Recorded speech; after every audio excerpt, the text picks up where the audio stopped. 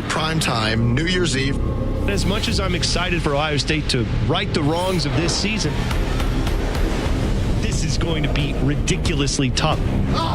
You couldn't ask for a more titanic battle. You know how prepared Georgia's defense will be for this Ohio State offense with C.J. Stroud. This isn't the first time they counted me out, and it won't be the last. Stroud, right down the middle, touchdown, Ohio State. Go down there, we win. We have a chance to be legends forever. It's a trifecta. You know they're defending national champs. You know we're going to be underdogs. You know we're going into their backyard.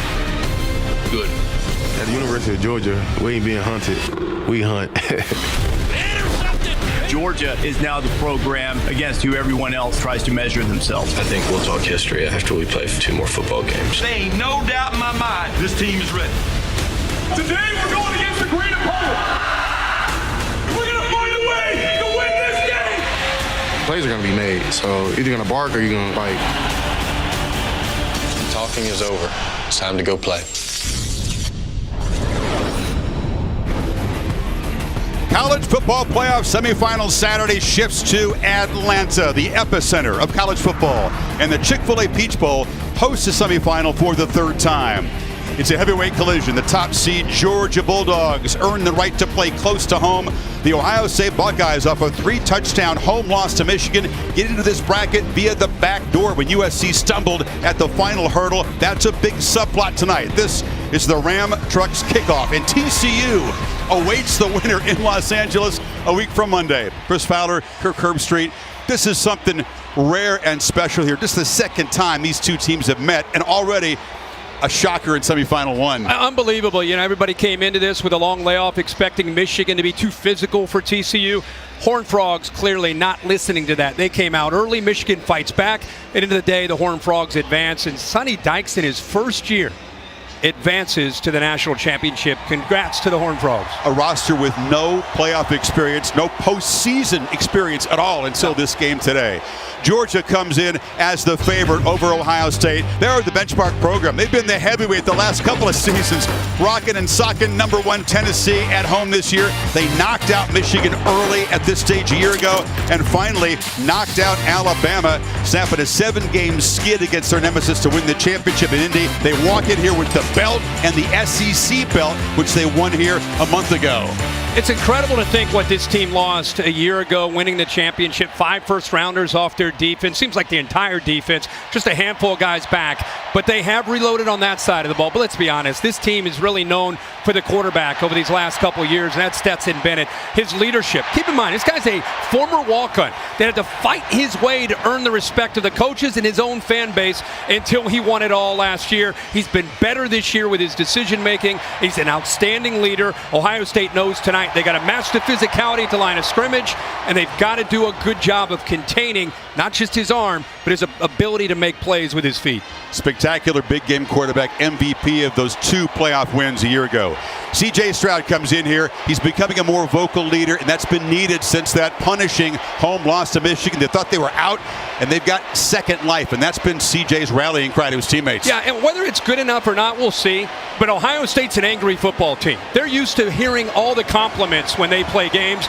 They didn't just lose to Michigan at home. They were embarrassed, and they were questioned about it for over a month. And I think nobody represents that better than C.J. Stroud. As the leader of this team, he has a chip on his shoulder, feels that his own fan base at times has turned on him. What better way to avenge that loss to Michigan than trying to beat the defending national champs right here in Atlanta, Georgia? He's pretty good under pressure, but Kirby Smart says if we can't affect C.J. Stroud, make him play poorly, we're going to lose the game.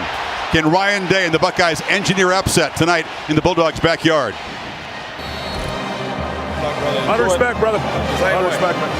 Let's go, Tommy. Have a great day, man. Run around. Fly around. Rocking people off the ball. All day, big man. Let's go. First defense. First offense. Here we go, man. Here we go. Here we go. Getting physical with the head coach in the warm-up. Day calls the plays against Kirby Smart in that defense. Back in 60 seconds. You're watching the Ram Trucks kickoff.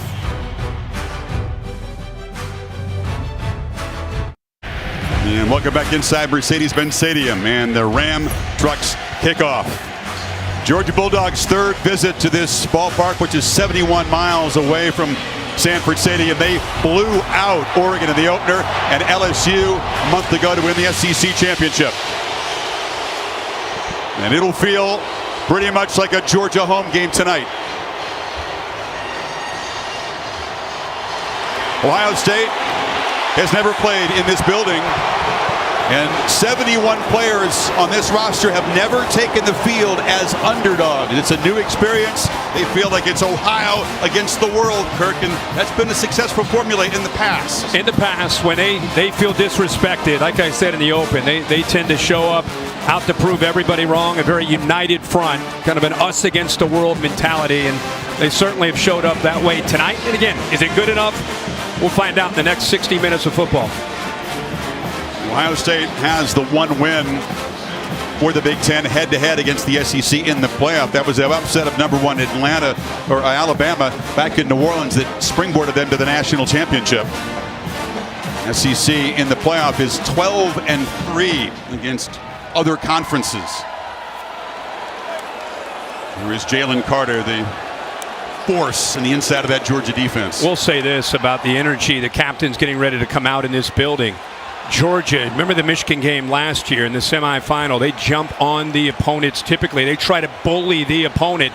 Ohio State, very important for them to kind of show that same aggression and not back down, be super aggressive. Ryan Day emphasizing that. He felt in the second half against Michigan, maybe they got a little careful, got a little conservative. Tonight, said we're throwing everything out there, being aggressive in every aspect of the game. Kirk, I don't think you're going to see jabs, early sparring. Day believes he's going to take a lot of points to win this game. He studied the playoff history. He knows how good Georgia's offense is. Chris Coit, who was the referee for LSU's championship game win over Clemson, in charge of this Pac-12 crew. Gentlemen, Happy New Year, and welcome to the College Football Playoff Chick-fil-A Peach Bowl. I'm Chris Coit, the referee. This is Greg Adams, our umpire. We're from the Pac-12 Conference. We're honored to be here today, and we congratulate both teams for earning the opportunity to compete for a chance at a national title. Now, a special occasion requires a special coin. On one side of tonight's coin is the logo of the College Football Playoff and the Chick-fil-A Peach Bowl. This is heads. This is heads. On the other side of the coin is the image of Mercedes-Benz Stadium. This is tails. This is tails. Ohio State, you're the visiting team. Heads or tails? Heads. Heads. Heads is the call. It is tails. Georgia has won. We're like to defer and kick to the left. Georgia is deferring their choice to the second half. Ohio State, you're going to take the ball. Which way would you like to kick? Then you're going to turn your backs this way. Ohio State slide around. Great to have Holly Rowe and Laura Rutledge working the sidelines for us tonight. Laura's with Kirby Smart. Thank you, Chris. Coach, how is the best way to affect C.J. Stroud? To rush him and affect him with coverage, batted balls, pressure. We got to win some one-on-ones inside and outside to affect him. You said that this team's ready for a fight. Why is that? They're built that way. They fight every day in practice. So today's an opportunity to go out. What a great atmosphere to go play. Thanks, Coach. Thank you. To Holly Rowe with Ryan Day. Well, Coach Day, it's not often in life you get second chances. You've been preaching that with your team. What are some important keys early to go out and grab this one? Well, the first thing is it's been a long month, so it's time to go let it rip. We're going to go let it rip. And we're going to be physical early on and make plays, but it's going to be a long night. Just going back and forth, that's the way these games go. So we're just going to swing as hard as we possibly can, look up after 60 minutes and see where we're at. Thanks, Coach. All right, you got it. Chris? Day told his team after the Michigan loss, look, this is going to happen. Utah's going to beat USC. TCU's going to lose, and you're going to get another chance, and it's come to pass so far. But now the ultimate assignment in sports, beat the Bulldogs in this building. Big a challenge as you can have. Kirby Smart won the toss and deferred. So get a kickoff here, and the Buckeyes offense will go to work. Julian Fleming and Xavier Johnson are deep.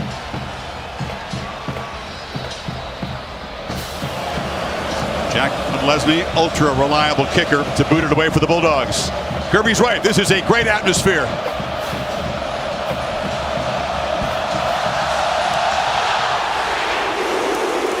Johnson will let it bounce into the end zone. So here comes C.J. Stroud, who was spectacular in his only previous postseason game at the Rose Bowl. I'm C.J. Stroud, quarterback for the Ohio State University. Stroud on fire tonight. I was a backup to Justin Fields in 2020. After 2 straight years as a Heisman finalist, I want to bring the title back to Columbus. 37 touchdown passes, just 6 interceptions, and so much on the shoulders of C.J. Stroud tonight for Ohio State. Their running game was depleted. We'll detail that. Expect a lot of pass attempts, and they'll throw to begin the game. And Stroud has a clean pocket and finds his top target, Marvin Harrison Jr., who's got a 10-yard gain and a quick first down. And with motion there from Emeka Egbuka, you're going to see Marvin Harris move around. He's typically into the boundary as that X receiver, and he was lined up there. But with Egbuka motioning, he went into the slot and got a favorable matchup. And there's that aggressive attitude that you're referring to, Chris, there on 1st and 10 to open this game. Harrison, a Biletnikoff Award finalist. Many felt he should have won the award. Here's a handoff inside to Dallin Hayden. It's running back by committee. We don't see Mayan Williams. He may be able to go in there, but of course, Trevion Henderson out with that foot surgery. Some tough sledding in there. Yeah. If you've not watched Georgia play since Kirby Smart's taken over, he brought the same blueprint that Nick Saban's coached with for a lot of years, where they are tough between the tackles to run the ball. They're tops in the country, only allowing 77 yards a game. Ohio State has to run some to make Georgia aware of it. Just keeping him honest, right? Stroud looking to throw on 2nd and 7. Has time, misfires. He threw outside. Harrison had cut back inside. Keely Ringo, that's a good matchup tonight. He was in coverage. Yeah, I think everybody during this layoff, you run out of things to talk about. One of the things was Marvin Harrison against Ringo. You see that inside leverage. I think because he had that leverage, C.J. Stroud recognized that and wanted to put the ball to the outside where it would have been a little bit easier. Marvin felt he could still work inside, so that was the reason there was a little miscommunication there. 3rd and long against this Georgia defense is a nightmare. And here comes the noise. Working with a silent count like it's a road game.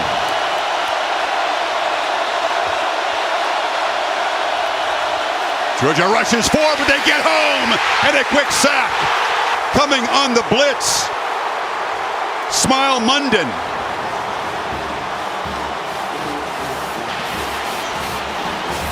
Watch this movement right here by the 2 linebackers. It looks like you're going to see move from Dumas Johnson, and Dumas Johnson backs out, and then you see Munden come through. Confuse the offensive line when Dumas Johnson 10 backed out of there. I think they thought the blitz was off, but instead they rotate, and Munden ends up coming home for the sack. Stroud sacked for just the 9th time this season, so Jesse Mirko to boot it away, and Kyrus Jackson makes a fair catch at the 25. And here comes Stetson Bennett. What an amazing career. It's like a movie script, and more chapters to be written. Well, Stetson Bennett, Stetson Bennett, quarterback, lifelong Georgia Bulldog. I was a walk-on and a junior college transfer. And then became national champion and a Heisman finalist. And now we're back to win another title. Again, maybe they're Ohio State fans or other fans, neutral fans watching. It's just, you hear a guy say, I was a walk-on and then a junior college transfer in one career, and now you've won one national championship and you're trying to get your 2nd. It's a movie script. They throw it, and there's a catch made on the far side. That's the first since week 2 by Adonai Mitchell. They're hoping he can come back, shake off the rust, and give a big effort tonight. Yeah, it's a big matchup on the perimeter. So much talk about the tight ends, but I think Georgia feels very confident that they can win on the outside against these Ohio State corners. Remember, when they played man-to-man against Michigan, gave up some big plays on the perimeter. Georgia will definitely test him on the outside. Mitchell had a really bad high ankle sprain, missed 9 games. First down throw again, and there's the catch made to Marcus Rosemy-Jacksaint. So let's check the Chick-fil-A impact players, Kurt. You're going to see a lot of speed and a lot of big playability. Brock Bowers, and we just saw A.D. Mitchell and what he can do on the outside. So they're going to throw the football quite a bit. Tuimoloau, number 44, actually on that first play, he almost got pressure, and he's going to have to be able to do a good job of from the outside of getting pressure on Stetson Bennett. And then against these tight ends, the safeties will be tested. Lathan Ransom, 12, is a guy to keep an eye on, trying to do the best he can. You're going to give up some plays, but you can't allow yards after the catch. Aggressive approach from Todd Monken, who calls the plays. Georgia looking to throw again. Bennett across the middle, and the catch is made. And that's Mitchell making an instant impact in his welcome back game. They're threatening inside the 40. You get a little bit of play action. Watch the linebackers from Ohio State right here. They come up because of that look, and it opened up right behind the backers. 22-yard gain. Bennett from the pocket again, slings it off his back foot, and breaking off throughout that time was Mitchell. Mixing a little tempo. They'll do that from time to time. Surprise the defense and us. I mean, it's that kind of offense. Here's that look. Little play action. See the backers, their eyes in the backfield. That's the biggest challenge they have tonight, is Todd Monken, the offensive coordinator, mixing physicality with play action. Usually, Chris, it involves the tight ends, but these first few plays, it's been Mitchell, 5 on the outside. Those big tight ends. Brock Bowers won the Mackey Award, best at his position, and Big O, Darnell Washington, matchup nightmares for defenses all season long. Empty backfield on 2nd and 10. Bennett has plenty of time again and finds Big O, Washington over the middle. He's just hard to guard. Eichenberg gets him down near the marker. He's 6'7", 270, and the thing that I've seen so far is how aggressive they are. 5 plays and 5 passes from Georgia. Really quick now. Bennett flushed, chased, and he'll take a short loss there. Knocked out of bounds, pursued by Steel Chambers. Well, watch this. If he hands this off, watch the backers coming down. We saw this against Michigan. If he hands that off to 6, goodbye. Walks to the end zone. Instead, he pulls it.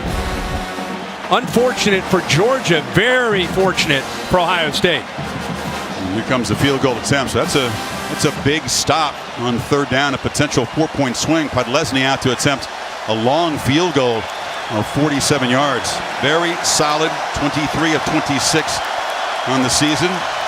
This has been near the edge of his range in games. And he drives it, but it drifts wide left. So the big stop on the scramble on 3rd down and the missed field goal. And Georgia comes up empty on its first possession. This is the 3rd time he's kicked on this surface. He's comfortable here, but just missed that one.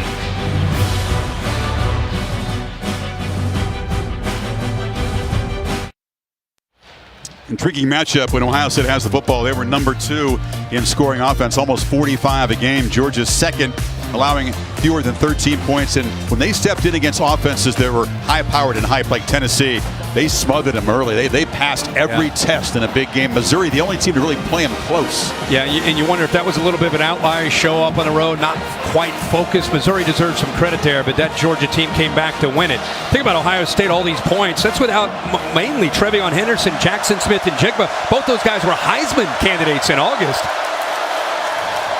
Stroud, deep drop, and looks and has Harrison wide open.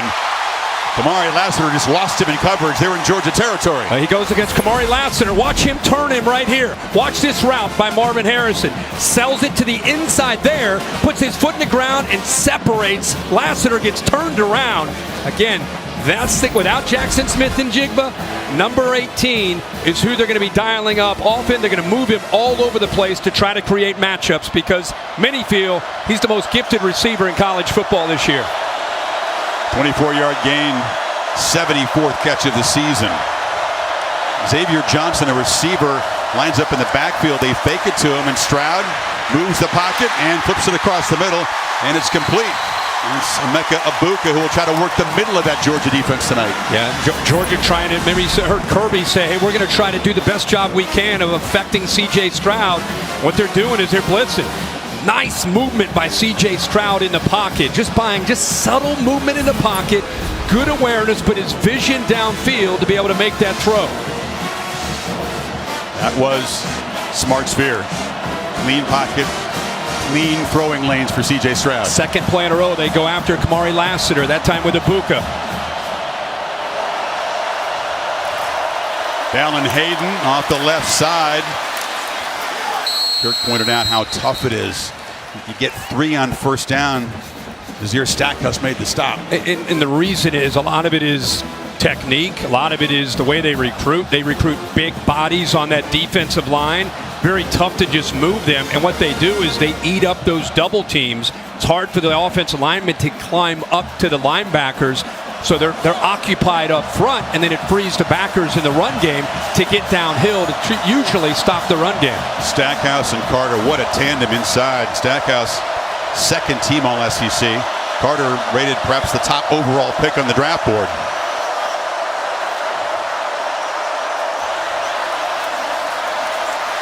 Plenty of time for Stroud. Directing receivers, flips it to the end zone. Caught! Touchdown!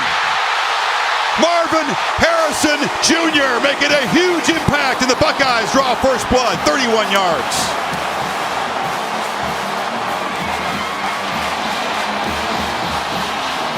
This is beautiful, Chris. Watch the job of the coverage downfield. Watch the job of this defense and watch how C.J. Stroud work. Look at the pocket. Look at the pocket. Now watch Marvin Harrison and watch what C.J. Stroud does with his hand. Get over. He turns him and directs him to that corner, and that's how he gets separation. Given that much time with his accuracy and those receivers, it's a nightmare. And Georgia, remember, gave up more than 500 passing yards in this building to LSU. See that point? Hey, man, get over to that right corner, and I'm going to hit you. Puts it right where Marvin Harris can make a play, and the Buckeyes find some confidence here early, up 7.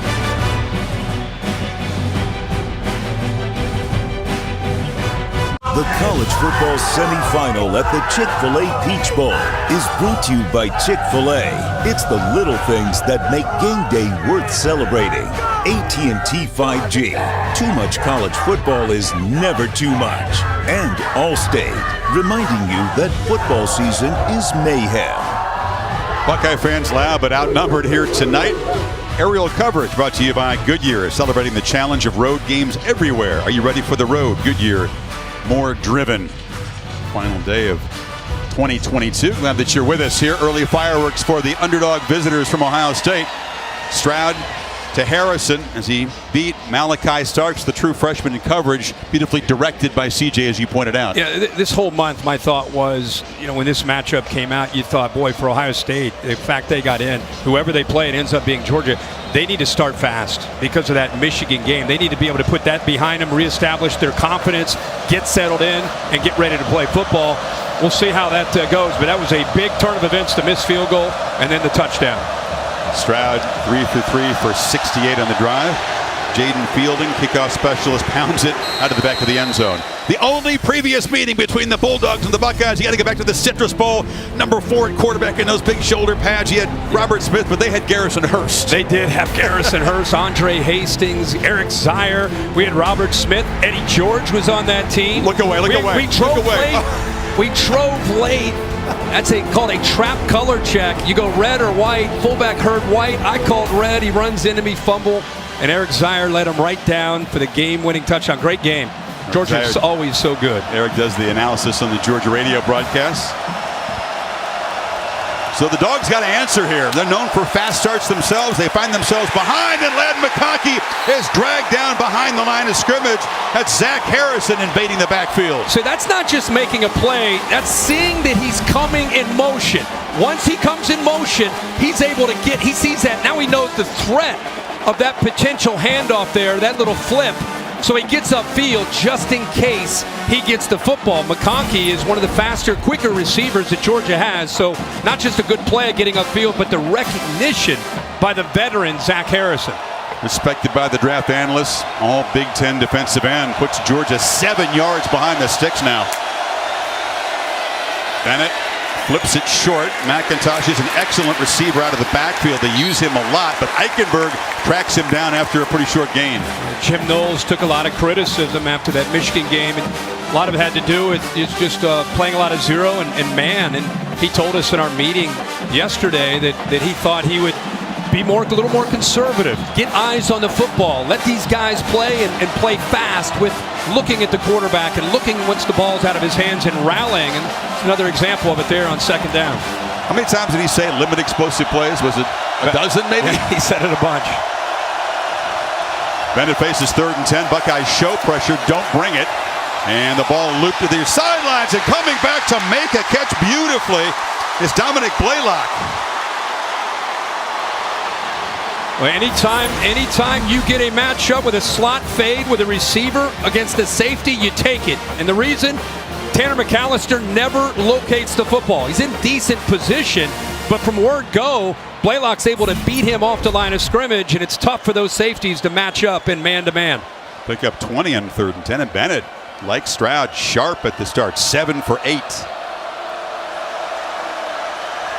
Agent Edwards is the back. You'll see 3 tailbacks for Georgia tonight. They hand it to him running left. Stiff arm delivered against Chambers. Physical runner picks up about 4. Well, these linebackers know they are going to have to flow, not just step up and get downhill.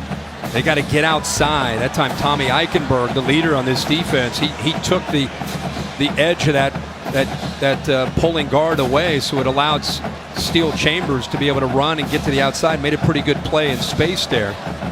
Kind of Georgia, much like Ohio State, just for now throwing a few runs in there, but clearly feels that they can throw the ball against the Buckeyes secondary. Haven't yet targeted Brock Bowers, the elite tight end who's lined up on the left side of the formation. Hands it off inside.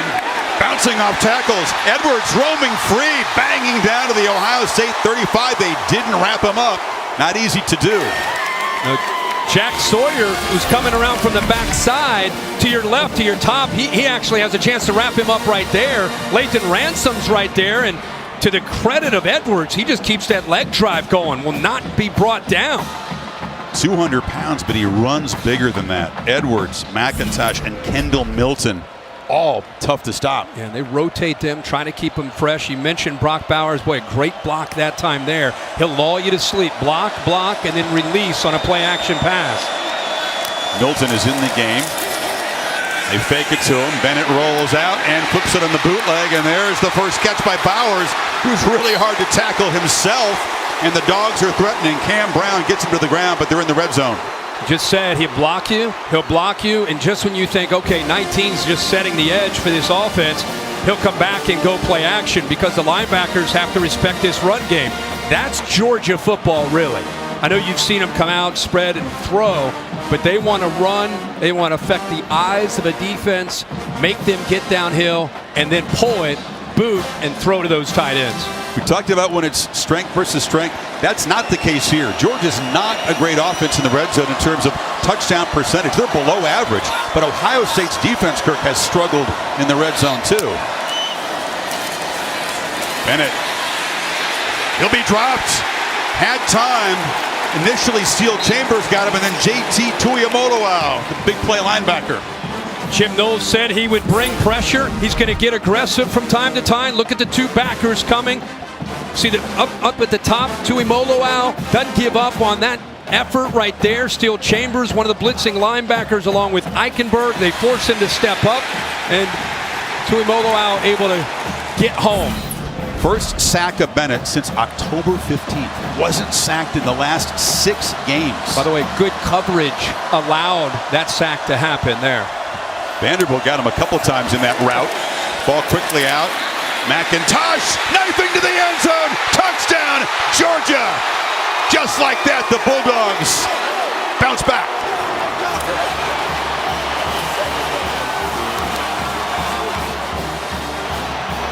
Now this is a staple of this offense. Get the ball out in space out here, and then get the lineman out in front, and you get behind it. You'll see the receiver to the outside there, the big tight end Washington. Throw it, now cut behind that convoy of blockers. See them finishing blocks on those defensive backs. One of the big fellas took a safety and just drove him into the carpet. I saw the same thing you did. That's one for the offensive line highlight reel. That was a true pancake. Georgia, 75 yards and 8 plays to quickly answer Stroud's touchdown pass. And Todd Leslie ties the game. Ratledge 69 downfield, Mims 61. When the big guys get downfield, and they watch these linemen. Look how athletic they are. They're pushing safeties around. Walks to the end zone. Haymakers early in Atlanta, 7 apiece.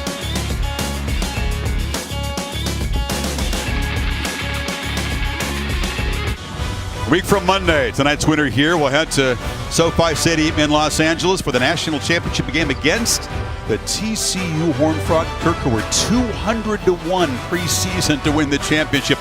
A true Cinderella. Will be an underdog against the winner here, but they won't care. They'll take that anytime. Congratulations to Sonny Dykes in his first year there as a head coach, and the Horned Frog Nation. What an incredible accomplishment to get there, to win today as an underdog against Michigan, and now they're off to SoFi in LA next Monday.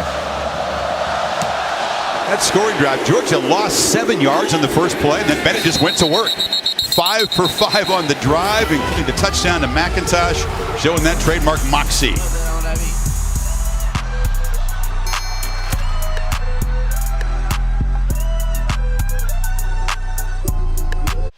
Well, New Year's Day is an NFL day, but on January 2, Tulane and USC kick things off for the Goodyear Cotton Bowl. Our honor to be back at the Rose Bowl, where the Nittany Lions will take on the Pac-12 champion Utah Utes. Look forward to both those games. Tulane's had a heck of a year, and see what kind of attitude USC shows up with after losing to that Utah team in a Pac-12 championship. And always, anytime you and I and our team get a chance to get to Pasadena, San Gabriel Mountains looking down at us, we'll take it. Put a smile on my face, Kirk. Johnson takes the pitch, and the man who's a Swiss Army knife gets his helmet knocked off on the big tackle there. Was that Chris Smith coming up and delivering the blow? Yeah, it sure was. One of the few defenders that came back. Everybody else seemed to go to the NFL, and Christopher Smith has become the leader on the back end. What a hit. Nice gain by Ohio State, and they run the ball to the outside. But boy, Christopher Smith gives you an idea what he likes to do when he comes up from that safety spot. Look who's in the game, Kirk. Mayan Williams, who has battled an ankle injury. Couldn't practice. He looks like a little chunkier. He's a few biscuits heavier than he was for a lot of the season. He's also been battling a stomach bug here in Atlanta this week. Hasn't practiced with the first team very much. How much can they get out of him tonight? He's a physical runner who powers for about 1.5 yards. He was a big part of their offense a lot of the year when Henderson was ailing. Yeah, Trevion Henderson was supposed to be the guy, and Mayan Williams is supposed to be that guy. See him kind of limping there, maybe stretching just to try to get back into the swing of things. But yeah, Chris, he was kind of that guy that was supposed to be that the 1-2 punch to 2, right? The more physical runner. But with Henderson out, he's had to become the guy that he's dealt with injuries. They've used Dallin Hayden. So it's been a little bit of a revolving door at that spot. Couldn't give him a lot against Michigan. Carried it early and then had to step out. 3rd and 1 yard. And banging straight ahead for the first down. That's what he can give you. If he can shake off that rust, he can help me. He wants out now. Smile London on the stop. Great block by Paris Johnson, a left tackle here, Chris. Watch the tight end right there. 8. Kick out block. Opened up nicely. Again, every yard you can get running the football against Georgia inside is a challenge. So positive yards for the first down. And it's Dallin Hayden in the tailback.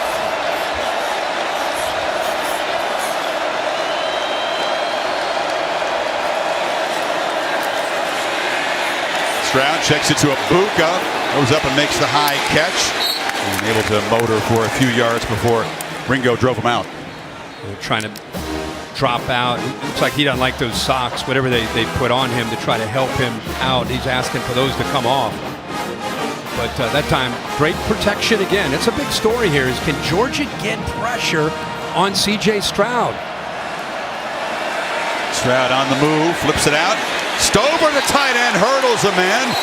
And the farmer from the state of Ohio knocked down short of the first down. Final minute of the quarter now. Ohio State going fast. I mean, Georgia not even ready. I mean, they were not even ready. And that ball is being snapped. The defensive lineman just kind of looking around, trying to make sure that they're getting the call right. And then because of that confusion, Stover was able to just sneak out from the play side, out the back door to the backside.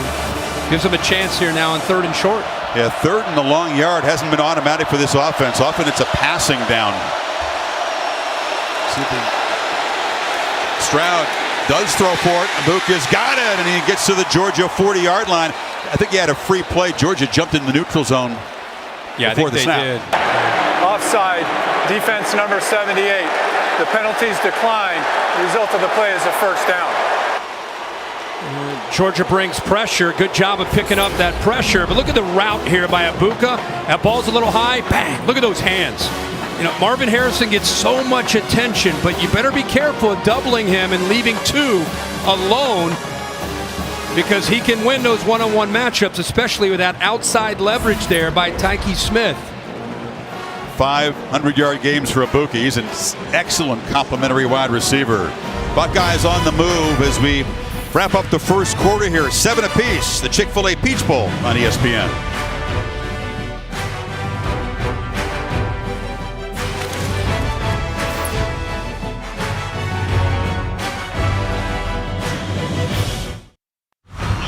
Set for quarter 2. College football playoff semifinal of the Chick-fil-A Peach Bowl. Kirby Smart was fuming, Kirk, because the Buckeyes got away with one on that 3rd and 2 play. Yeah, 3rd and 2, and they had the free play because of movement by Georgia. And this is what Georgia was fired up about, the movement right here. Watch the back. Hayden moves subtly. That forces the nose guard to move. And look at the reaction by Georgia's coaches on the sideline. Kirby was going crazy, talking about the back moved. The back moved. That would have been a 3rd and 7. So instead, they convert with Ibuka on that slant. So now to start this second quarter, it's not 3rd and 7, it's 1st and 10. My man, there he is. The guy doesn't have his, got that tongue doesn't have his Athens doghouse. He's got kind of a less glamorous portable carrier here. Make sure you got AC on him, though. It's a little warm in here. Keep him comfortable.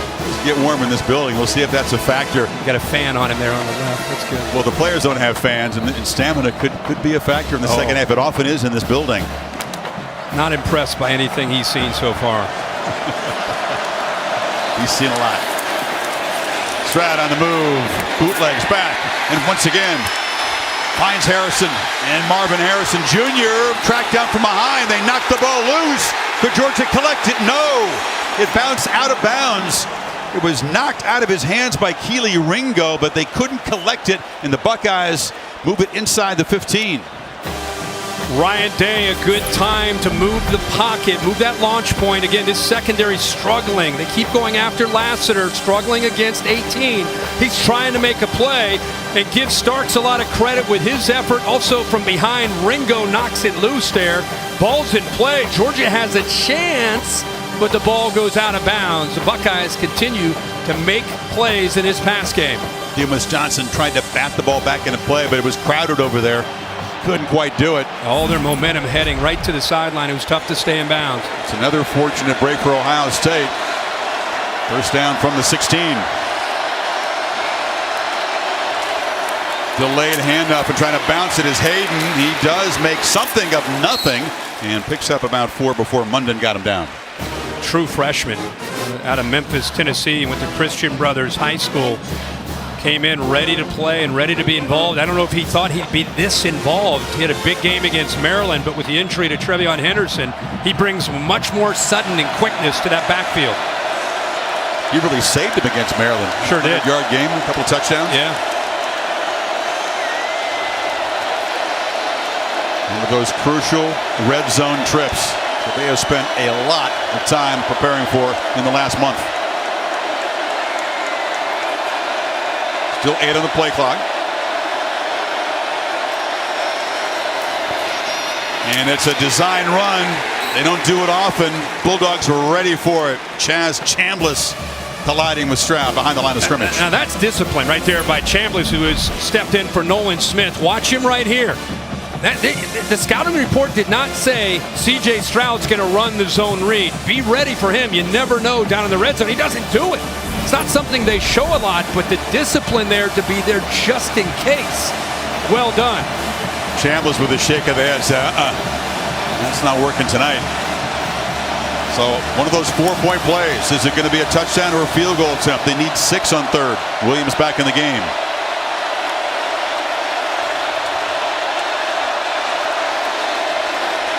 Stroud has time, flips into the end zone, high and over the head, but here comes a flag. Emeka Ibuka was well covered. Georgia fans saying uncatchable, but that's a PI in the end zone. Looks like Bullard will be the guilty party. Pass interference. Defense number 22. Ball replaced at the 2-yard line. Automatic first down. Javon touchdown, Bullard. Ohio State with a switch release.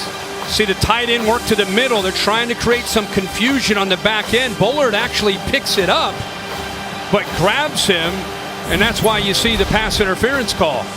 Did everything he was supposed to do. The ball was high, but grabbing onto that jersey brings the call. It moves the ball to the 2-yard line.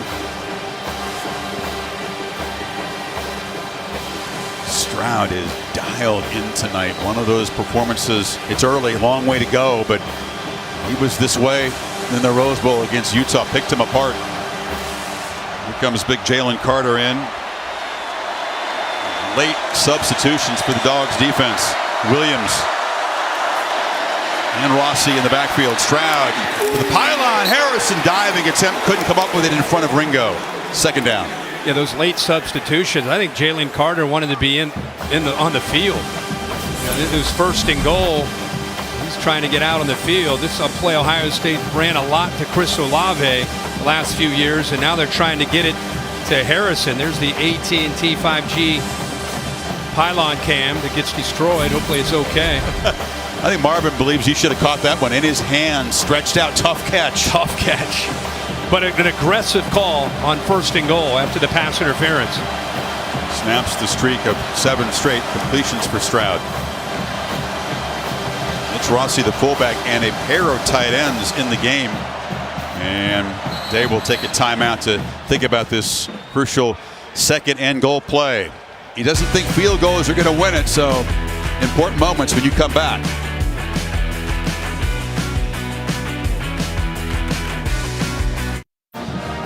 Ohio State threatening off the timeout. Second and goal. Had an interesting formation. They had Josh Fryer, who's a backup tackle, wearing number 41. He's in the game down there. Extra beef. Also have the backup tight end Joe Royer. So they're going with size. But it would be just like Ryan Day to use that as a decoy to potentially use play action to get the right personnel in and then try to create a one-on-one matchup to the top with his main guy Marvin Harrison, because he's got it right now. Harrison's the only guy split wide. And they're going to hand the ball off inside. Williams powering forward, drives the legs and scores for Ohio State. That has been missing in recent weeks. Mayan Williams with a physical run. Buckeyes back on top. Yeah. Good job by Mitch Rossi as well with a heck of a block. But Chris, you're right. He stopped. And you've not seen that in Mayan Williams, showing not only is he healthy, but you see the power that he brings to be able to get that into the end zone. Again, I got to reiterate how tough it is to run the football against his Georgia front. Just the 6th rushing touchdown allowed this season by Georgia. Ohio State takes it 75 in 11 plays. Chris, watch how physical this game is. Watch Rossi. I mean, you want to talk about a collision. Bang! Right there. He stopped. He should be down. That's one of the top tacklers on his team, John Dumas Johnson, but doesn't go down, keeps moving the legs, and puts another touchdown on the board. A lot of pent-up frustration from Mayan Williams. And Day says, forget the fancy stuff. We're going to line up and play power football against the mighty Dogs defense. Holly? Well, guys, Mayan Williams made an important change before he ran in for that touchdown. He had taken a carry, but his feet were very spatted up. A lot of tape going under his cleats. He came to the sideline after that carry and had them cut everything off. He's only got one small piece of tape still going under the cleats, so the front of his cleats where that needs to grab the turf and the back are completely exposed, so he has more traction. Important change that Mayan Williams made before he ran for that touchdown, so he could get his cleats in the grass. Yeah, good stuff, Holly. It looked like he had some tape or some socks going all the way to his knees when he first came out there and looked kind of constricted. Clearly helped him out. He ran in a different gear there. Meanwhile, Laura, what's going on the Georgia sideline with Stetson Bennett? Something to watch, Chris, as Stetson Bennett went in the medical tent. Athletic trainers took his right shoe off, retaped that foot, and then he put the shoe back on. Then he's had a long layoff here on the sideline, has taken that right shoe off a couple of times. It doesn't seem to be too serious as you see him out there. He also just grabbed A.D. Mitchell and said, I'm coming to you for a touchdown. So watch that on this drive here. Holly and Laura all over things on the sideline. We appreciate it. Teamwork. It's been a long time for A.D. Mitchell to make impact plays. Already gotten involved tonight with a couple catches. McIntosh is the back. It's McConkey in motion. Bennett avoids the rush and delivers, but it's intercepted. He threw it right to Steel Chambers. And the first bad decision by Bennett tonight and the first takeaway of this game. Well, he would like to have rolled out to his right, but Jack Sawyer wouldn't allow it. His play action comes out this way, but watch the pressure force him to have to step up. And I think that surprised him, and he gets rid of the ball quickly on a wheel route that Steel Chambers covers perfectly. Look at 22. He's anticipating this throw to Kenny McIntosh, is right there, and a rare mistake by Stetson Bennett to throw it into coverage. Couldn't believe he did it. Steel Chambers, by the way, is from Roswell, Georgia. He's got 15 to 20 friends and family members tonight. This is a huge moment for him, and this is a concern for Georgia as Washington limping off the field. Stroud up 7, takes over at the +30. Pressure. He avoids it and delivers a strike along the sideline. Had to get away from the rush and found Fleming. Wow. Jalen Carter, many think will be the first pick in the draft because of these moves right here. And C.J. Stroud, this is the toughest thing you can do as a quarterback. Pressure up the middle, steps away, vision downfield. Fleming works back away from the coverage because his quarterback's in scramble mode, and he makes two guys make big-time plays. Carter to get in, and Stroud to avoid it. It was a matador. Olay to the hyped recruit. And back in the red zone, Hayden takes the handoff and is hammered after a very short gain. So Ohio State trying to cash in this turnover and build the lead. Confidence not a problem at the moment for this Ohio State offense. Ryan Day is a head coach and a play caller. Interesting what he's done. It feels like they've thrown with Stroud, who's 9 of 11, but 10 runs. Not a ton of yards, but enough to make Georgia have to think about it. So staying balanced with the play calling, and Jalen Carter goes off the field. Now they bring in tailback Chip Trainum, who was a linebacker until a shift mid-season. Stroud harassed. He escapes again, and it's in. No, go to the end zone. Caught. Touchdown Harrison again. Stroud, like a maestro, escapes the sack and delivers a strike for the second time to his star receiver.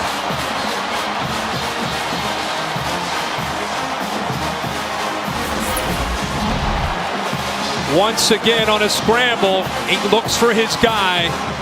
They work on this. C.J. Stroud, though, is doing things that he hasn't really shown in these big games, and that's creating with his legs and making plays when he gets pressure up the middle. We saw him get pressured by Jalen Carter, and this time it's Nazir Stackhouse that gets in there.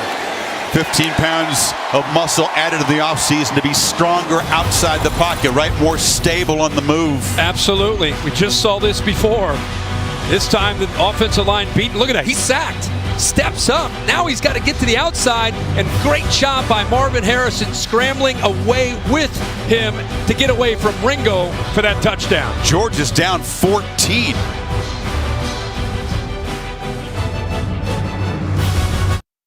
The College Football Playoff semifinal at the Chick-fil-A Peach Bowl is brought to you by Mercedes-Benz, DoorDash, there's a neighborhood of good in every order, and Capital One, what's in your wallet? Buckeyes offense with the big guys up front there. Touchdowns and back-to-back possessions. They cash in the Chambers pick with the short field. 2 scores in about a minute and a half. And Georgia down by 14 for the first time this season. They trail by 13 at Missouri. Didn't take the lead until the last 6 or 7 minutes, but always felt they were going to win it. This is a little different here in their backyard. Of course, it is, but it's a resilient team that has a veteran quarterback that always gives you confidence that you can settle down and try to reverse your fortunes. But you're right. It's a motivated Ohio State team, which we said in the open. Would it be good enough? We don't know. But you knew they'd come out here and play with a different kind of energy after the month-long agony that they had to deal with. Jackson again lets this kick sail over his head. Curtis Wilson hanging out at home. The All-State bus is here. The All-State mayhem moment goes back to championship weekend, right? Yeah, the whole reason Ohio State is here is you got to go back to the Pac-12 championship. USC 60 minutes away from advancing not only to a Pac-12 title, but the playoff. And Utah and Kyle Whittingham said no. They had big aspirations of winning that game. They pull off that upset, score a lot of points, play good defense, and they're headed to the Rose Bowl as Pac-12 champs and Ohio State into the playoff. Ryan Day said, what if Caleb Williams doesn't hurt his hamstring against Utah? What if the Utes don't find that pass rush? They're not here playing Georgia. Edwards, bust free, second strong run, and he's out across the 45. Really good job here by the right side of the offensive line. Also a good block right here by your receiver, Arian Smith. Get a man on a man, hat on a hat, and then you give these backs that Georgia has just a little bit of running room. They can accelerate upfield in a hurry. Been rotating McIntosh and Edwards primarily in right now. McIntosh had the touchdown reception on the screen, but Edwards has run it 3 times for 41 yards. He's been the main ball carrier for the Dogs tonight. And it's been a very pass-heavy scheme for Georgia to this point. Pressure. Bennett trying to escape. He's got some space in the left directing traffic. Finally throws the ball very near the line of scrimmage. I think he was beyond it. Ryan Day's pointing and the flag is out. Yeah, he was across the line. Officials right away calling that out. The line of scrimmage at about the 46. He threw that almost around the 47.5-yard line. I think Ty Hamilton was chasing him from his defensive tackle position.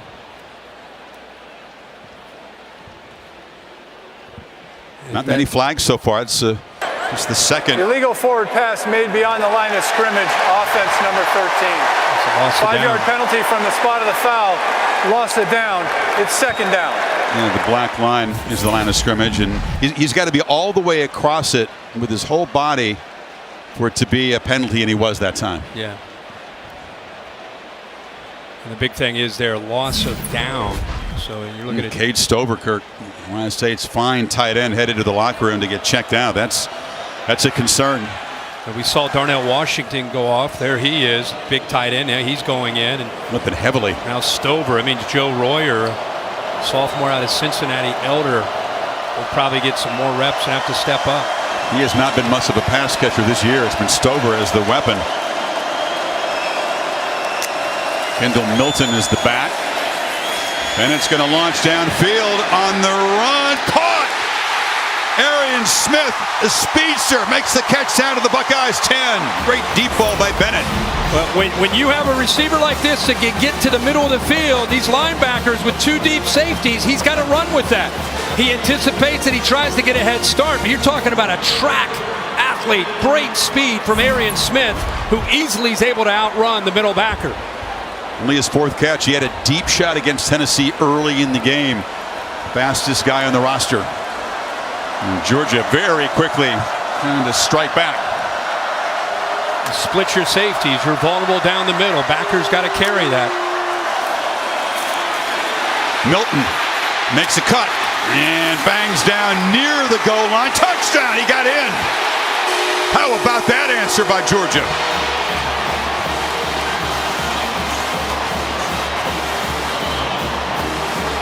47-yard play sets up the touchdown run. Let's make sure Milton got across the goal line here. What an effort. We saw Mayan Williams with an effort. Look at that. Extends at the end. To me, Bill, it looks like Bill says it is a touchdown. That's a tremendous job by Georgia and by Milton to answer that Ohio State lead. You just talked about that deficit. They go 4 plays, 75 yards in a minute 40. Bill Lamagna put his fingers about 4 inches apart, so that was that close. And then he gave the touchdown sign, so I said, okay, that's good.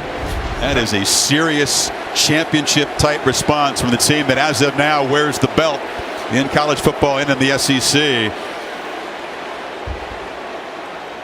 Well, good job by Oscar Delp, one of the tight ends. We saw Darnell Washington have to go out. They're going to take a peek at it. Watch 4 here. He just came into this game. They're trying to get to this edge of the Ohio State defense. Good job of sealing it. Gets up to the backer.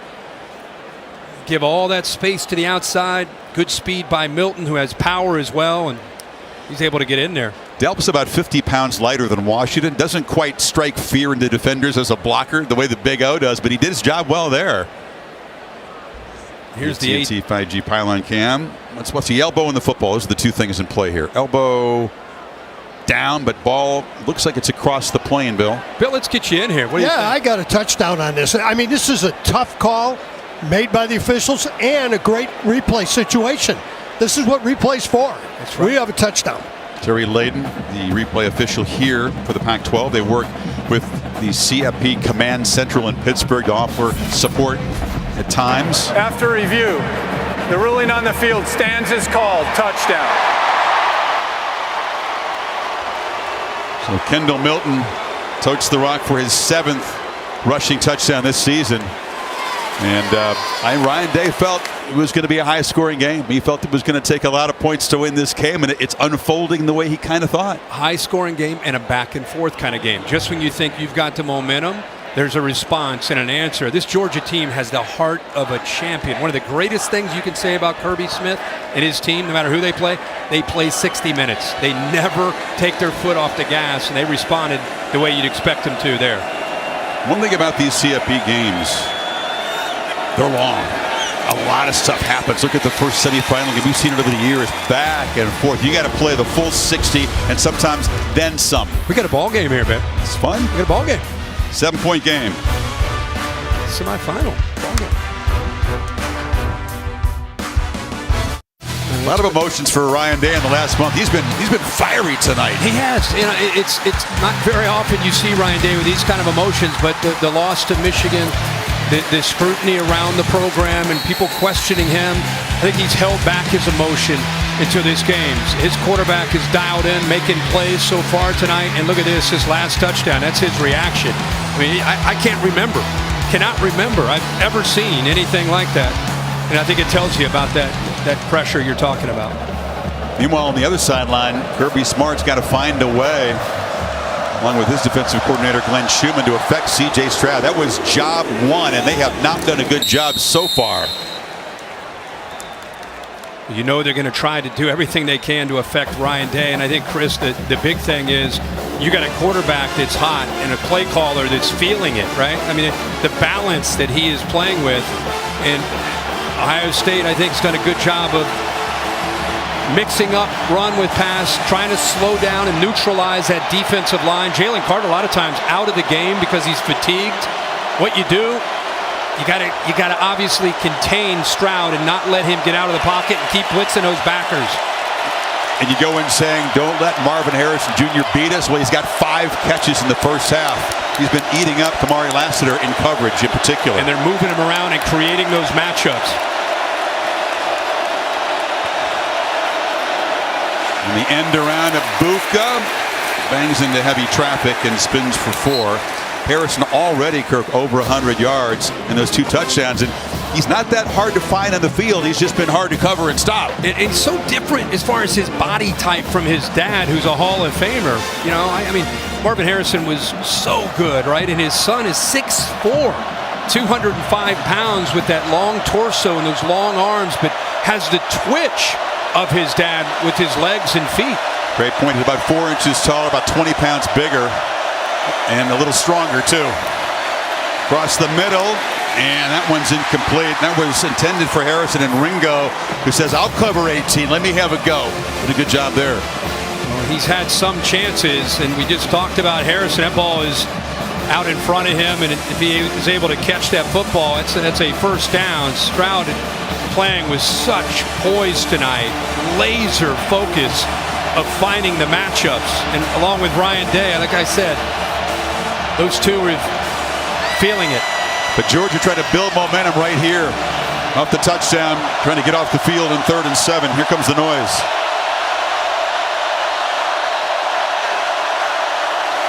They rush 4, and Stroud is going to be harassed. Simulated pressure, and that's Williams who gets home.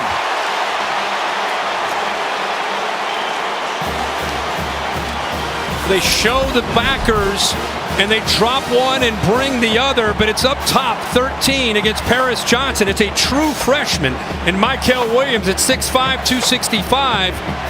a really promising youngster off the edge of this Georgia defense. And finally, they're able to bring Stroud down and get that defense off the field. Second sack for the Dogs. Kearis Jackson trying to create some field position, standing in his 35 to receive the punt of Mirko, who goes up and collects the high snap, and the Aussie boots it away, and Jackson will wave for a fair catch with the coverage team bearing down on him at the 38-yard line. So Stetson Bennett and the Dogs get the football back, trying to cut into this lead.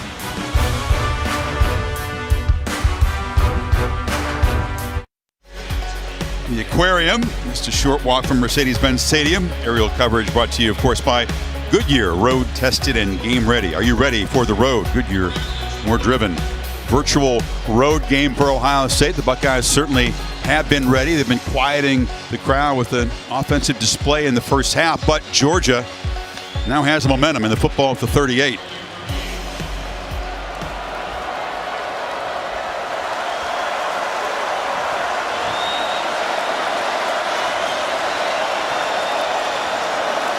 McIntosh is the deep setback, and he's got the football, and he's got a crease in the clear. McIntosh, one man to beat. Touchdown! Oh, he stumbled! Are you kidding me? The turf monster got him at the 10. Nobody in front of him made a great move to get clear and tripped on the turf. Watch the blocks right here by the left side of this offensive line, just dominating up to the linebacker, and then there's the speed. Nobody there in the back end of this defense. Ronnie Hickman ends up taking a poor angle, and you're right. I mean, he looks back, and by looking back, he loses his balance. He walks into the end zone. What great execution up front. And like you said, you can feel the momentum favoring the Dogs. Rumbling, bumbling, and ultimately stumbling. 52 yards sets him up. First and goal. Edwards has a nice gain off the left side, smashing down to the 3. Interesting the way you see, if you're not familiar with Todd Monken, sticking with his guns, no panic at all in Georgia. Dig themselves a 14-point hole. Does it affect the approach? Does it affect the play calling? Trust in the line, trust in the quarterback and the skill. They're close to tying this game up. It's second and goal. Bowers off to the right. McIntosh and the freshman Delp you talked about to the left here. It's McIntosh in motion. Bennett's going to run it. Can he get the edge? He walks in. Touchdown, Georgia.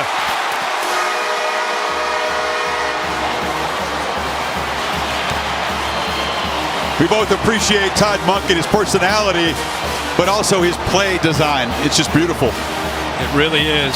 Really good job. Like I said, I think the confidence that he has in his offensive line and his quarterback allow him to stay calm. And he doesn't panic. Oh boy, we're down 14. We better come out of our plan and start to try to get back into it. So early in this game. And now an extra point, and they're at 21-21. What a well-designed play there. McIntosh still mad that he stumbled when he should have had a touchdown run, but it doesn't end up costing the Dogs, who've scored 2 touchdowns in about 3 minutes here. Well, they've responded like a championship team should. No surprise, and we're even at 21. Big plays coming back to Georgia. Great job by that offensive line. Van Pran, the center, up to Steel Chambers. Looks like Kenny McIntosh in the end zone, but loses his balance, looks over that right shoulder just to make sure, and Turf Monster gets it. Then we go to this touchdown. Watch the block here on the outside by Oscar Delp. Kind of seals the edge and allows the left tackle, Broderick Jones, to come around and lead the quarterback. Nobody left because of the formation, the motion to the right. Everybody on the defense is off to the right. Very easy. You seal the edge, you bring the tackle around, and Stetson Bennett's got great speed to get to the corner. Want to know why Georgia's become the benchmark program? Attention to detail. It's staggering how Kirby Smart prepares his team in backups. Delp has done very little all year. It's a tough assignment to replace Washington as a blocker. He's come in and done very well. That's a great point. Those guys that are down the line, the defense this year, they did that all last year behind the Kobe Dean and company. Jackson, his first kickoff return tonight, fields the short one. Johnson, and he's going to be across the 20 to the 28-yard line. Holly? A developing situation for Ohio State's offense. Their great tight end, Cade Stover, with 35 receptions, is in the locker room. He was examined by athletic trainers on the sideline for a left upper hip or lower back injury. They would touch on his back, and he was wincing. He couldn't even bear the pressure of where they were pushing. There is an x-ray facility here on site. I will keep you posted when we know more, but it's a big deal right now. Not much depth at that position. Who can fill in so they can use the formations they want without Stover?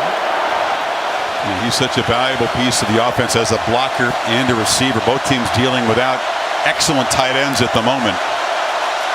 So the Buckeyes, suddenly it's dead even again.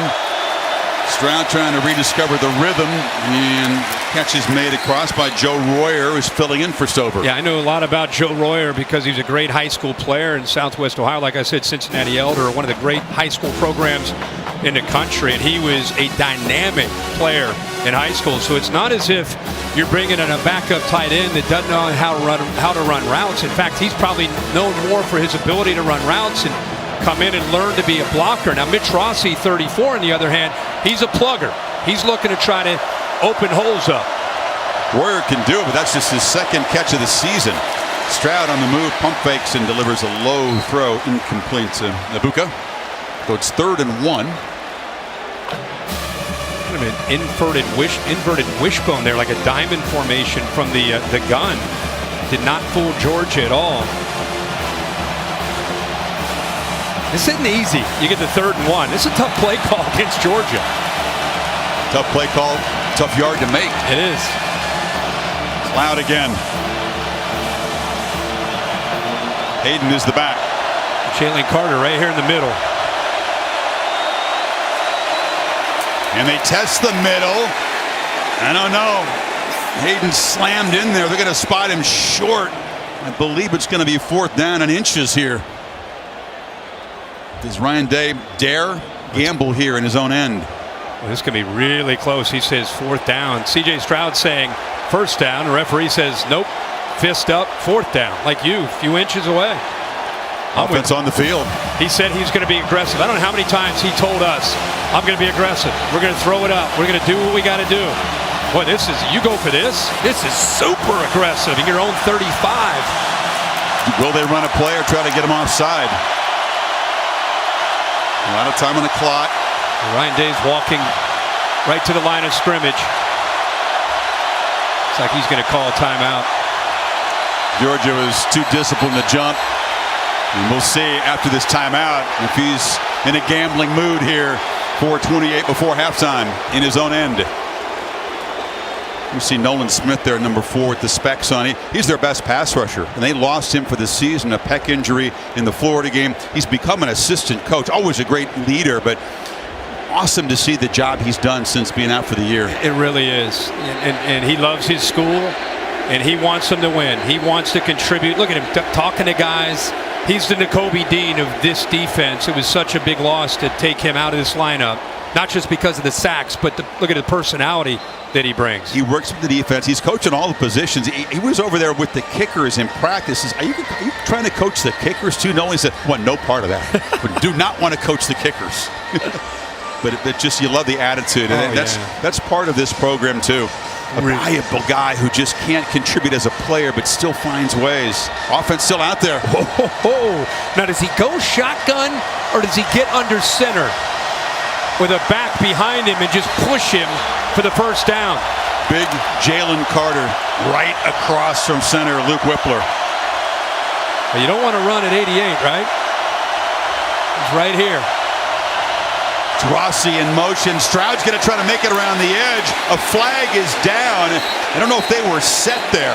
It's going to be illegal motion, I think. Rossi moved towards the line of scrimmage before the ball was snapped. He was in motion, and I think he moved towards the line before the ball was snapped.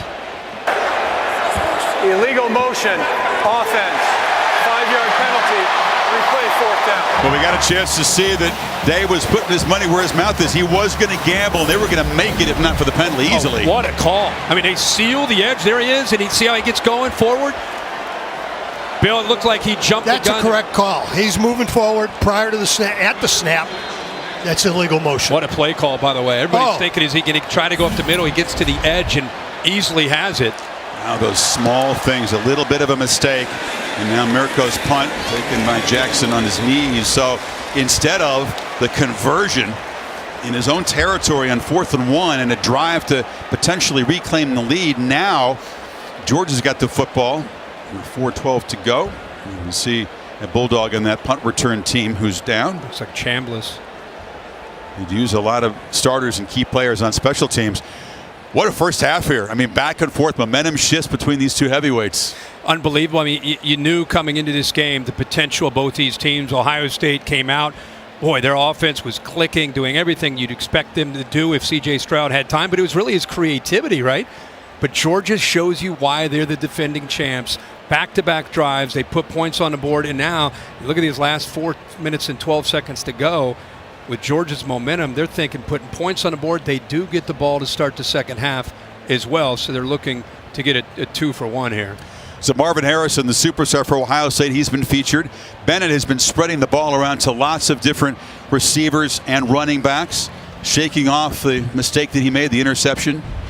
It was the AT&T countdown to the CFB National Championship. A wild game, 96-point score. TCU had a pair of pick sixes against J.J. McCarthy, who struggled but also created a lot of big plays. And Quentin Johnson had a monster game. Yeah, he's known really for his ability to get downfield, but a lot of yards after the catch today. And Sonny Dykes and TCU out to prove everybody wrong against Michigan, and they do. First win for the Big 12 in the playoff, and Chambliss being helped off the field. Again, you put starters on special teams, and that's the risk. He's a guy who plays the jack position, linebacker. He's helped off the field. We just showed all Nolan Smith. And how about that third quarter? 44 points scored. I think there were 4 touchdowns scored in about 5 minutes. A total of 6 in that quarter. I left to come out here on the field before the game, and I thought the game was pretty much in hand. And Michigan got it within, what, 5 there at the end? To the Dogs. With plenty of time, too. As you said, trying to claim the lead here before halftime and then get the football to begin the third quarter. McIntosh in a delay, breaks an initial tackle and is dragged down by Ransom after picking up about 4. They've been able to run the football. Unbelievable, over 100 yards already. Controlling things. I know Ohio State trying to make adjustments. With tempo, Bennett launching downfield, and it's broken up beautifully. That was Cameron Brown, who had a very tough game in the loss to Michigan, stepping in front of Mitchell. Nice job there. A little bit of confusion there by Ohio State secondary, but they get aligned, and Cam Brown, the last second, because he has eyes on the football, he's able to get that left hand. See his eyes? Locates the ball and then times it up to knock it away. Now the Buckeyes defense a chance for a third down stop to get football back before the break. Dogs need 6.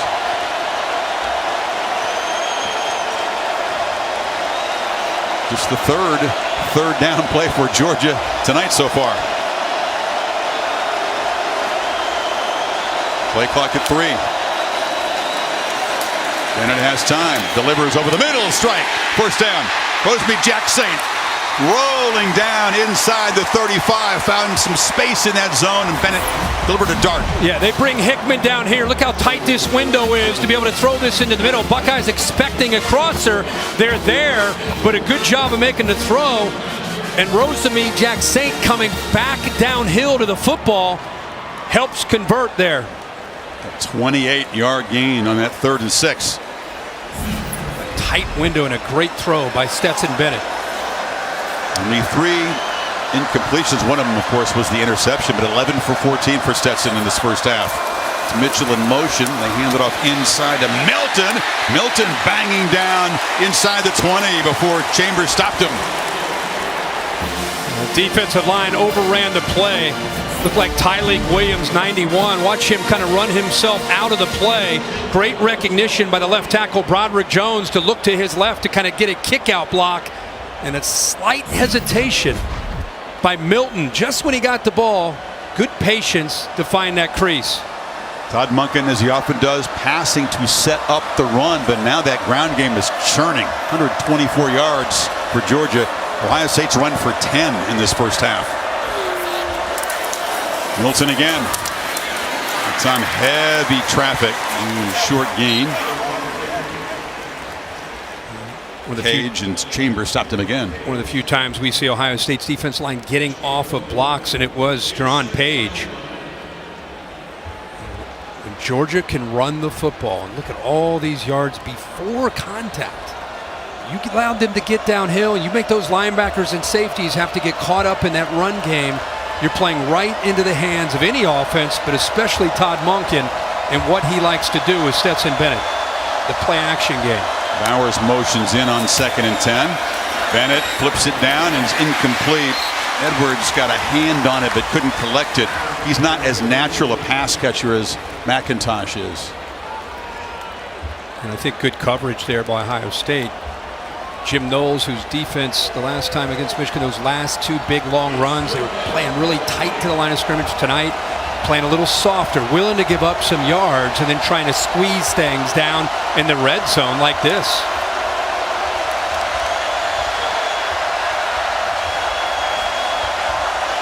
Can Bennett create again on 3rd and long? He's done a couple of times tonight. McIntosh to his left. Here comes the blitz. Bennett backpedals and flips it short. And it's catch made for the first time tonight by Ladd McConkey, who's fighting through some knee pain, but Denzel Burke stopped him short of the marker, and it's 4th down.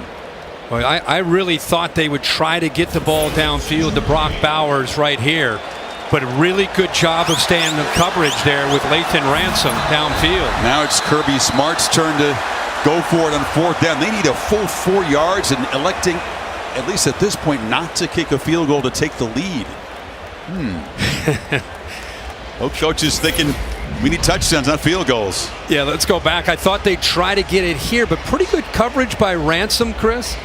And then on the outside, you see McConkey just settle there. And the big thing is, can you tackle these receivers and tight ends after they make receptions? Denzel Burke comes up and keeps him short of the 1st down. McConkey's a guy that caught 51 balls, tweaked his knee against LSU here. He's been battling tendonitis all year and a bone bruise and an MCL. He gave him some medication pregame. Kirby Smart wasn't sure how much they could get out of him. Yeah, but that's a big guy not to have in there contributing. He's been the go-to guy. Even last year, he made so many big plays. Like you said, showing a lot of guts this year, playing through a lot of pain. Yeah, that offense is still out there. Delp along with Bowers. Brock's had kind of a quiet first half by his standard, just the 1 catch for 19 yards. The guy has had touchdown receptions in each of the 2 playoff games last year for Georgia and each of the 2 SEC games that he's played in. Real quick huddle, a little quicker, like a sugar huddle. There's Bowers there in motion. Got to get to the 10. Play clock down. I think this was a bluff. Yeah, they were just trying to get Ohio State to jump offside and give them a cheap 1st down, and it doesn't add up to go for it there and not take the field goal. I'm sorry. Well, you've scored 14 unanswered. Like to try to take the lead here. Mercedes-Benz halftime report is coming up. Reese Davis, Desmond Howard. Is Desmond doing okay? We'll check on him. David Pollack watching the game with keen eyes as always. Highlights from that wild Verbo Fiesta Bowl won by the Horned Frogs this afternoon. And Alabama got a win earlier today against Kansas State. Bryce Young and Will Anderson electing to come back and play in their final game for the Crimson Tide, and rewarded with a great win. With Bama young receivers that were inexperienced all year. Boy, they arrived today. Yeah, they called jackpot. Missed earlier from 47. This from 32. For the first lead of the game for Georgia.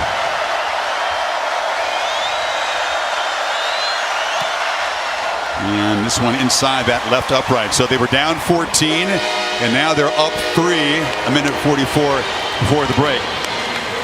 Certainly no response to see Stetson Bennett and Georgia respond. It was the interception by Steele Chambers. Bennett made that mistake. He was frustrated. Buckeyes cashed it in. Georgia down 14, just totally unfazed. And now a 17-point run to take the lead. Hey, you got a minute 44 to go. Like we said the last time, that Georgia does get the ball to start the second half. And, Ryan Day is going to be aggressive, and he's got a quarterback that's got a hot hand. It's really going to come down here is, can you take care of your quarterback, and can Georgia apply pressure? Because these last couple times Ohio State's had the ball, not the same rhythm. And you even said at a break one time, what can Georgia do to kind of disrupt the flow and the rhythm of what they're doing? The last two times out, they've done a much better job of applying pressure and containing him. And a bad sign for the Buckeyes. The Bulldogs have begun to get that running game cranked up. So it was Bennett pitching it around early, but now, as they so often do, Georgia's starting to flex up front. They throw those body shots, and they're an excellent second half running team. It becomes serious wear and tear in their opponent's defense. Let's see what Stroud can do with the buck 44. They've used up all their timeouts, so they don't have that to help the cause here. This Wednesday, the first NBA Wednesday doubleheader. Giannis and the Bucks. Go to Toronto to take on the Raptors at 10 o'clock. LeBron and the Lakers hosting Jimmy Butler and the struggling Miami Heat. NBA Countdown kicks things off on ESPN and on the app. Remember, Marvin Harrison got off to such a big start early in this game. 5 receptions and 106 yards and a couple scores. I'm sure they'll try to dial him up. They've got him isolated right now at the top with the 3 receivers at the bottom. Lassiter covering him. Back-to-back 3-and-outs for Ohio State after 3 consecutive touchdown drives. They flip it short on the screen. Johnson, the old hand in that receiving room, works across the 30. Williams knocked him down. A little tempo for Ohio State.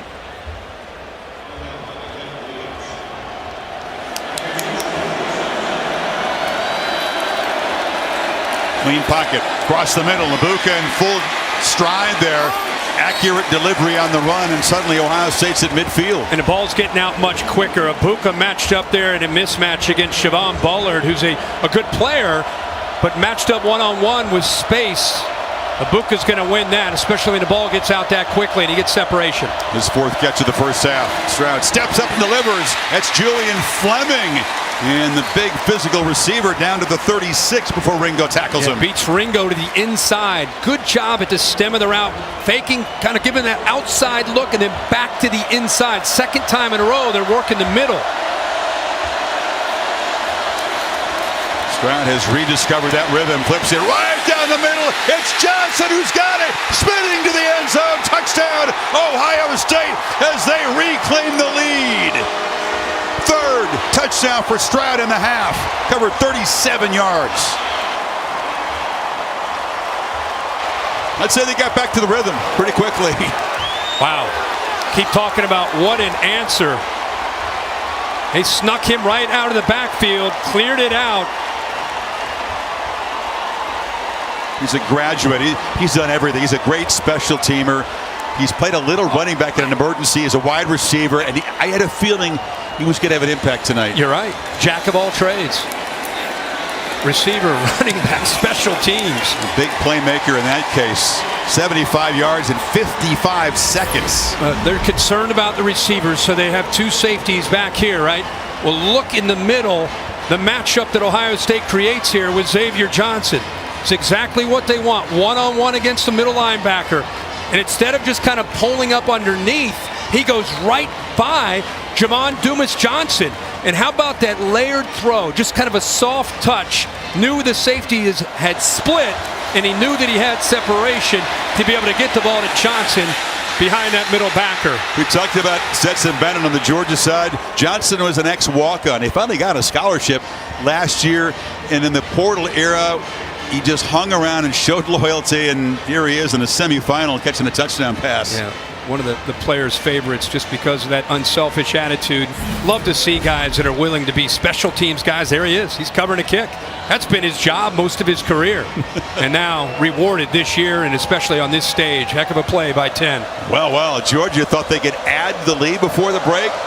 Ohio State got a stop, and Stroud took him just 4 plays to reclaim the lead, and now the Dogs have a couple timeouts in 49 seconds, and Who knows? Todd Monken might be feeling aggressive. Stetson Bennett, right? The way they're moving the ball with 2 timeouts. We got, about 2 hours left in the year. Oh, my gosh. I forgot it's Times New Year's Square, New Eve. York City. Dick Clark's New Year's Rockin' Eve with Ryan Seacrest. A few raindrops falling. That will not dampen the party in New York. Boy, they're good. You ever do that? I mean, you live in New York. That looks like something you'd enjoy. A long time ago when I was much younger. I was kidding. Dude, I've been working on New Year's Eve. If you haven't noticed the last 30 years. Well, that's true. I've been with you. I get it. But you did. You've done that before. I did that when I was very young. Yeah. Why? Just one and done. Why? I had to do it once. You know? Let's see what Bennett can do here with the time remaining and a couple timeouts. They made a lot of big plays downfield, but Tui Moloa said, jumped in there and batted it away. Bennett, for a guy who's maybe 5'10", doesn't get a lot of passes batted down. Well, Tui Moloa at 6'4", and a great basketball player in his day, says, Good recognition, knew the ball was coming out, times it up perfectly. He's a guy that was a vocal leader, and it's not necessarily his nature, but after the loss to Michigan, it was this guy right here who got the energy back on the practice field and got the players to believe they were practicing for a purpose. He didn't know they were going to play in the playoff at that point, but he was a key guy in keeping the energy high. Bennett pulls the ball down and delivers into traffic. Tried to find McConkey, broken up and almost picked off by Cameron Brown. Well, he wanted to go to his left out to Brock Bowers, but for whatever reason came off of that and quickly came back to the middle. And once he came into the middle, he throws it into traffic. And Cam Brown almost comes away with a monumental turn of events. Late, see, looks left. Bowers, nope. Then he quickly just re-engages back to McConkey into the teeth of that defense. Risky throw, got away with one. And now Monken and Smart have seen enough. And 3rd and 10 with Ohio State out of timeouts. They'll just take a knee. Kirby out there to have a word with his quarterback. That was very nearly a crucial mistake before halftime. As it is, a terrific first half. Bulldogs will get the ball to begin the 3rd quarter, but they'll have to come from behind. Ohio State up 28-24. And Ryan Day's team will go to the locker room with the lead. Let's go to Holly. Coach, 4 plays, 55 seconds. How did you execute that to perfection in that moment? We worked on it for a long time. That was a 2-minute drill that we worked a lot on. You know, CJ and X did a great job executing that one right there. That was the coverage we thought we'd get, and they had to put it on the field. So a lot of football left here, but that's what we expected to play like that in the first half. Now we got to do it in the second half and go beat them. Thanks, Coach. Laura, let's go to you with Kirby Smart. Thanks, Holly. Coach, you just pulled Stetson Bennett aside and had some words with him. What did you say to him? Just settle down. You know, we tried to show him some aggression, show him maturity, let him go on 2nd down and try to throw the ball, and he held the ball a long time and threw it high over the middle. So we're going to need him to win it, so he's got to be able to throw it and catch it. Thanks, Coach. Thank you. Well, Bennett and Stroud, more than 400 passing yards combined. Stroud with those 3 first-half touchdown passes, 2 to Marvin Harrison Jr. And the underdogs from Columbus up 4 in the Bulldogs' backyard. The Mercedes-Benz halftime report coming up right after these messages. It's the Chick-fil-A Peach Bowl on ESPN.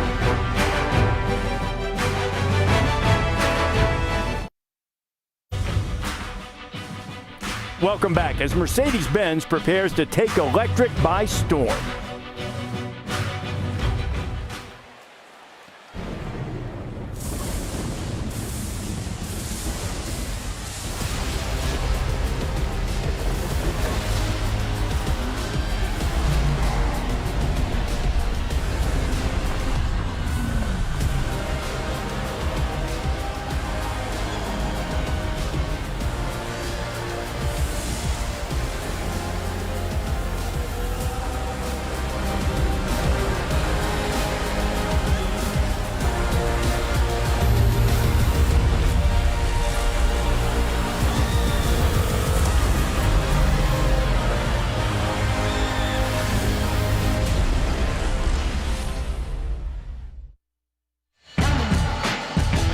Pretty cool. Yeah. There's been some fireworks indoors. Mercedes-Benz Stadium's in the first half. Welcome back to the CFB semifinal at the Chick-fil-A Peach Bowl. Ohio State with a 4-point lead. 2 touchdown receptions for that man, Marvin Harrison Jr. 2 of the 3 thrown by C.J. Stroud. Dogs will get the ball to begin the second half, Kirk. But, wow, I mean, what an incredible first half. Ryan Day thought it might take 45 or 50 to win it. We kind of smiled. Yeah, right. They're on pace for it. Yeah, both these teams has that feel of who has the ball last. Might be the team that ends up winning this game. C.J. Stroud does such a good job, especially early in this game. Look at it pointing. Actually moves Marvin Harrison from the left to the right in that direction. Gives him an assist for this touchdown. The mobility, the ability to keep a play alive again to Harrison for that touchdown. So C.J. Stroud, Ryan Day, great first half and a good job by Georgia of responding and getting back into this game after down 14. That's the Capital One rewarding performance. Well, Day's offense has been made one-dimensional by the Dogs' defense. The Buckeyes have gained 30 rushing. You take out the 20 sack yards, net 10. That's the lowest in 6 years for a first half for Ohio State. In my own mind, I kind of set an over-under at 60 yards against his Georgia defense. I mean, they're number 1 in the nation consistently in defending the run. And I knew Ohio State had a pretty decisive advantage with Stroud and Harrison and company and throwing the ball against his secondary. If he has time, he's going to make plays. Dogs much more balance on offense. Jackson from the 1 tries to get the edge, and Kearis Jackson's going to be knocked down near the 30. Laura? Well, Chris, as Georgia's going to get the ball right here, Kirby Smart's message at halftime was they have to be more physical. He wants more physicality at the line of scrimmage. And then when we do see the defense back out there, he said they got to get more pass rush. He wants to affect C.J. Stroud, as he's told us so many times. The final message to the team as they were running out, win the fourth quarter. That's always his message. Also, they will be without tight end Darnell Washington. He just came out on crutches. It's a left ankle injury, and he's in a boot. He was tearful. That's tough. He's had a hard time staying healthy in his career.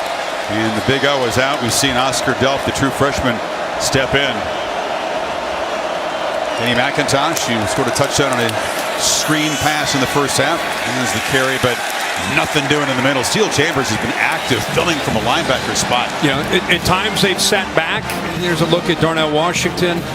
Hate to see anybody get hurt, especially a great player like Washington. But Ohio State, a lot of times that first half against this run where they gave up a lot of yards, 127 on the ground, sat back. Those backers were back, being a little cautious, being a little careful. Same with the safeties, and they were able to crease Ohio State's defense.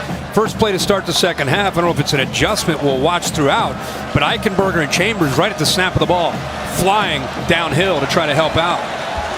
They have not been terribly aggressive with the blitz. Only blitzed Bennett 4 times in the first half. One of those he did throw the interception. Now he takes a downfield shot. It's over the head of Bowers, who is running behind Lathan Ransom, but the throw a little off target.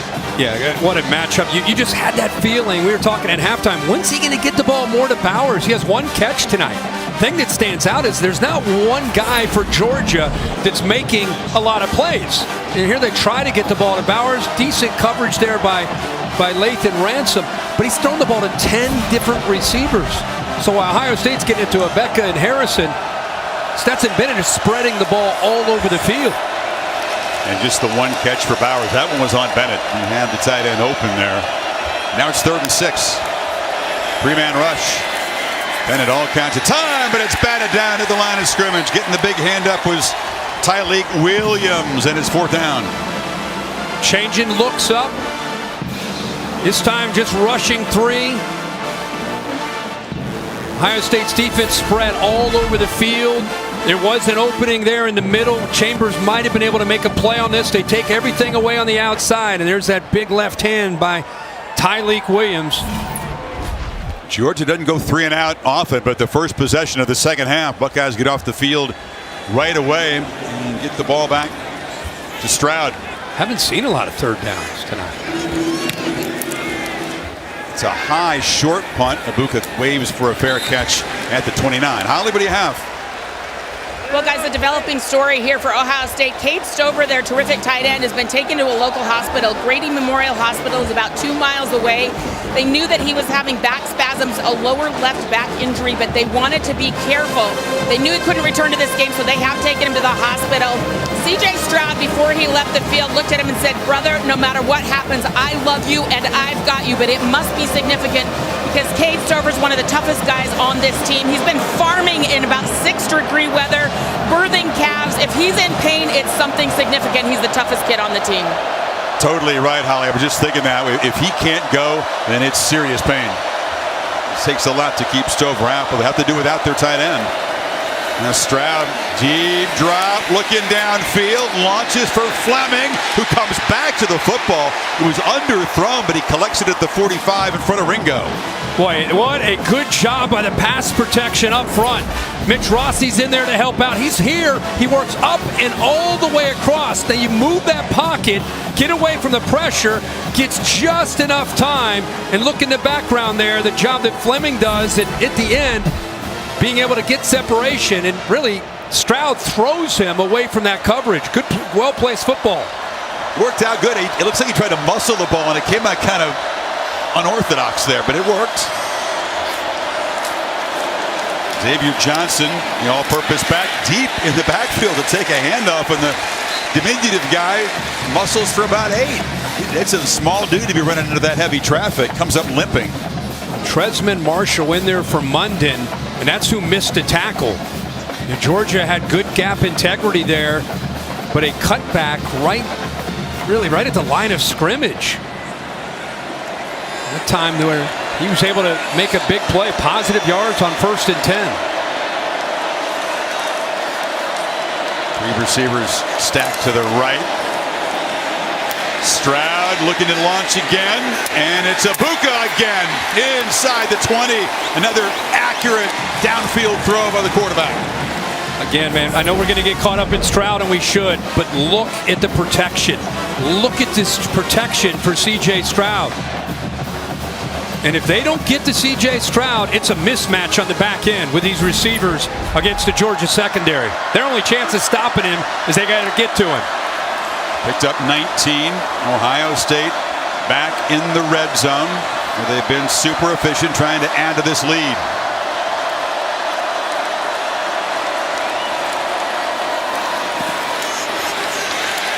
Another nice first down gain by Johnson. They'll take that any day against this stout defense. And that zone read look froze the end man in line of scrimmage, Mykel Williams, and it allowed Paris Johnson, a left tackle, to get up to the backer. Again, as you said, positive yards on 1st and 10. You got to respect what Ryan Day is doing. It's body blows with his running game. We just showed you and talked about, Chris, how, what do you say, 10 yards at one point trying to run the football to start this second half? But some positive 1st and 10 runs. He's not completely abandoning the run game. Just not the guy you'd expect to be the leading ball carrier at this point. It's Johnson again. Hammers forward. He's not as small as I made him say. He's 200 pounds. He's solidly built, but he's not Mayan Williams out there. No, you're right about that. Like we said, he does so many different things. Look at Jalen Carter in some of these runs. You see him on the sideline. They're trying to rotate bodies, trying to stay fresh. You mentioned the heat in this indoor facility, a little bit more than your average dome. Second half, you start to get tired up front. On 3rd and 2, play action flipped wide open. Abuka, touchdown Ohio State. What a start to the 3rd quarter for the Buckeyes.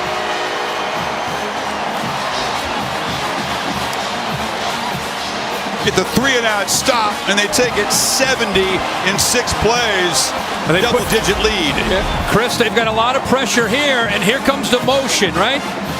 Anytime you motion that from the backside, a lot of times he'll get lost in coverage. Nobody follows him over in man coverage. Nobody in the flat on the play side, and an easy touchdown again for this Ohio State offense. Beautiful play design on both sides, and credit Ryan Day for coming up with that one to get his receiver in open space. And Ohio State back on top by double digits here. Stroud with 4 touchdowns tonight, only 4 incompletions.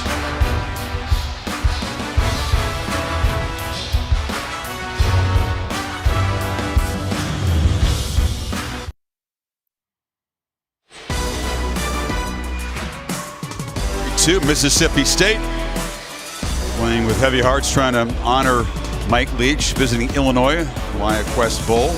She's at Citrus Bowl, LSU at Purdue, another SEC Big Ten matchup. Big swings of momentum. Ohio State had a 14-point run to go up 21-7. UGA 17 in a row to reclaim the lead. Now the Buckeyes a couple touchdowns here to get back to an 11-point margin.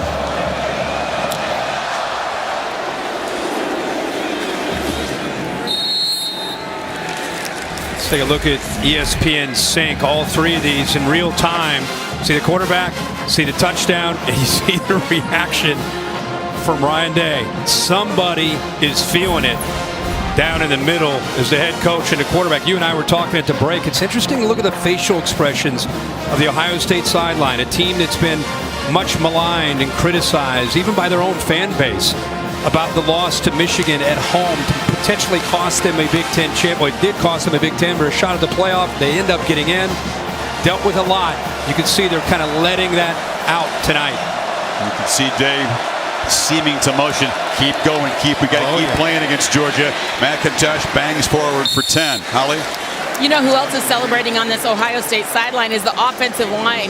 Justin Fry, the O-line coach, just had a great moment with his club where they all were yelling, woo, snapping their fingers, getting so excited. They feel like they're doing work up there. He's reminding them of the technique, making sure they keep their second steps going in the right direction. But really good stuff from this offensive line. They feel like they're doing their job down here. Because I think the only one celebrating really and showing emotions, Ryan Day. There's an Orlando Pace, Big O.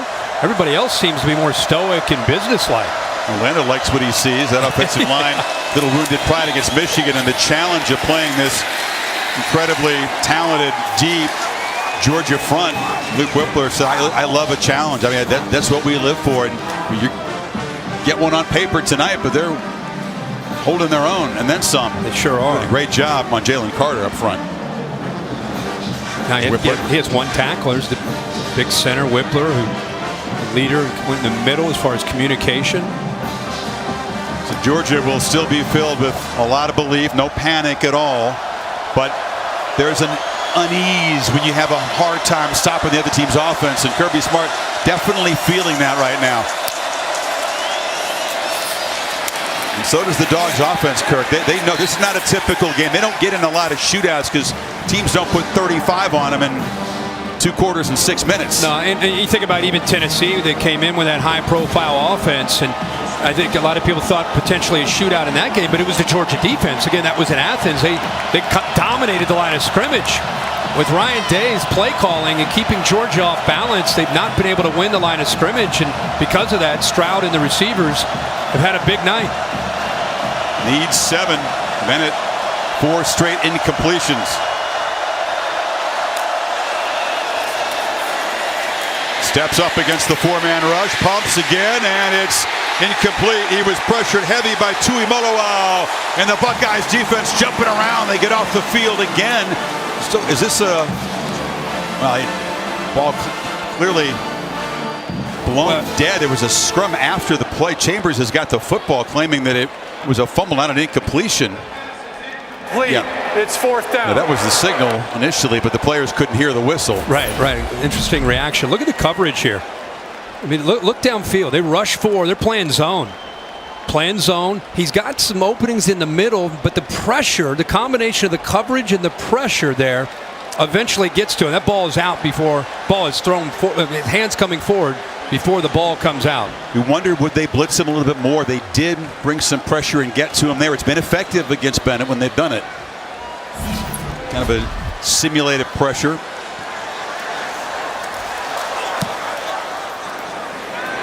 Buka drifts back and makes a fair catch way back at the 15. That's a good punt by Thorson. But Stroud back to work, up 11. 52 yards on the boot.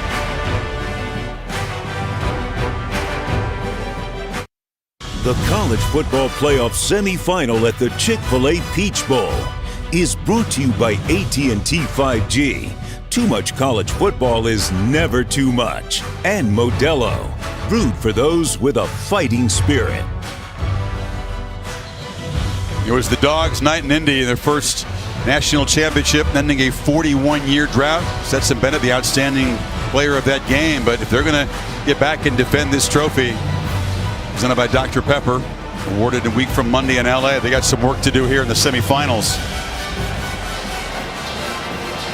And it starts with this defense right here. Stroud's been on fire. 7 for his last 7. Couple touchdowns included. 3 of his 4 scores have been outside the pocket. Moving that launch point. Been in the pocket, been moving around, some drop back, some play action, combination of things. You see that stat, you think, oh boy, number 18's due for an opportunity. Should train him as the back, but it's Ibuka on the end around trying to get to the edge, and he is hammered down hard. Christopher Smith, the safety, came up and introduced himself. With Georgia's defense, they've mixed up coverage. They played some zone, played a lot of man, but when they have blitzed and played man, my goodness, it's not gone well for Kirby.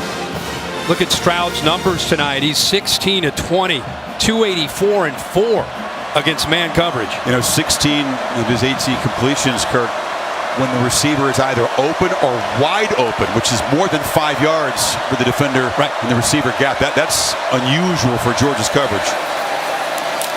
Backside pressure, they've got him. And that was Bullard coming on the blitz. 3rd sack. You mean with Cade Stover out, Mitch Rossi in? You wonder if he should have recognized that blitz and picked that up. He released, right? And I don't know what the protection was. But he released to the outside right here, and the pressure came right there. It's either that or the back. Trainum's got to recognize that. But C.J. Stroud's a veteran guy. He sees that blitz, and he knows he's got somebody that's going to pick it up. Dogs crowd bringing the noise now on 3rd and 12. Play clock at 5. And now a pre-snap flag. Illegal substitution, 12 players in formation, offense. Half the distance to the goal, it's still 3rd down. Ohio State's really executed well.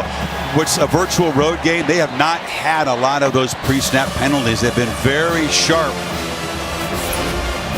That sets them back even more. Watch the coaches trying to help out, saying, hey, man, you can't be in there. We got to get you out. But it was already too late at that point. Too many men and way too many coaches on the field. I thought he was going out in the field. If you count the coaches, they had about 16 guys out there. It's a big play. Stroud in his end zone. Protection holds up, delivers down the field. Harrison just over the big man's hands. And well covered by Georgia, but that was the big play Harrison's been looking for since that active first quarter. Watch him work to the middle with the safeties going wide. He wants to work around the coverage and then get into that hole, but the ball just a little bit too high before he could make a play on it. Sissevan in coverage there. He was affected there. The pressure just enough. And a great job by Georgia to get off the field on that 3rd down deep in Ohio State territory. Mirko with his heels near the back line. Boots a low punt, but it's pretty good. And Darius Jackson driven back to his 45. But he's got some space. Jackson breaks a tackle, makes a cut, and Georgia's going to be set up at the Ohio State 32, trying to chop into this lead. Well, that's what they needed. Good job by special teams. Put Ohio State deep in their own territory to start a drive, and Georgia needed a service break in this kind of game. And they got help from the special teams. The defense does their job, and then special teams again with a big boost to give them great field position here. The low punt was 50, but he outkicked the coverage. A 22-yard return for Jackson. You can see Bennett's reaction. He knows the importance of this moment against the team that's already put 35 on the board.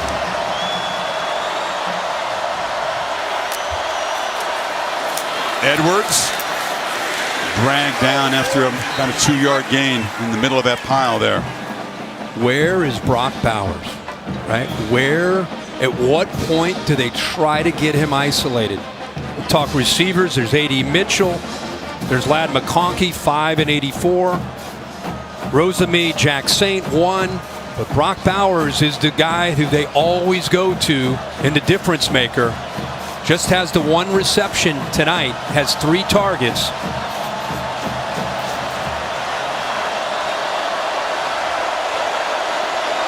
shifts over to the left and now motions back to the right, and it's a handoff, but again a clogged middle. Eichenberg comes up to knock Edwards down. It's third down. Sometimes as a defensive lineman, you don't necessarily make a play, but you hold up enough against a double team that allows the backer not to be impacted by that double team, and he was able to work around it. So give an assist there to the big man up front to eat up that double team and free up the linebacker, the number 1 tackler, 35, Eichenberg. So Bennett desperate to rediscover his rhythm. 5 straight incompletions. McIntosh in the backfield on 3rd and 7.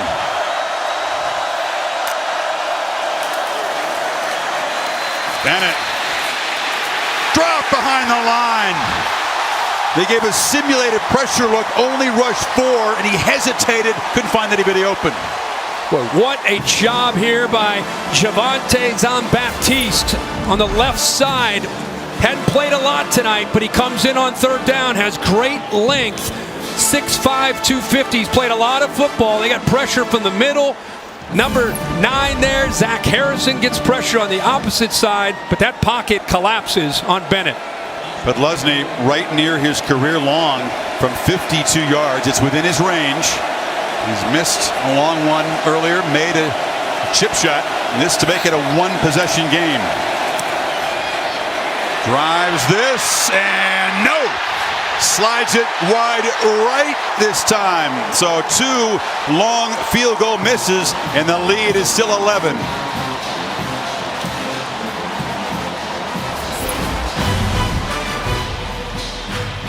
Normally really reliable. 2 narrow misses, looming large at the moment.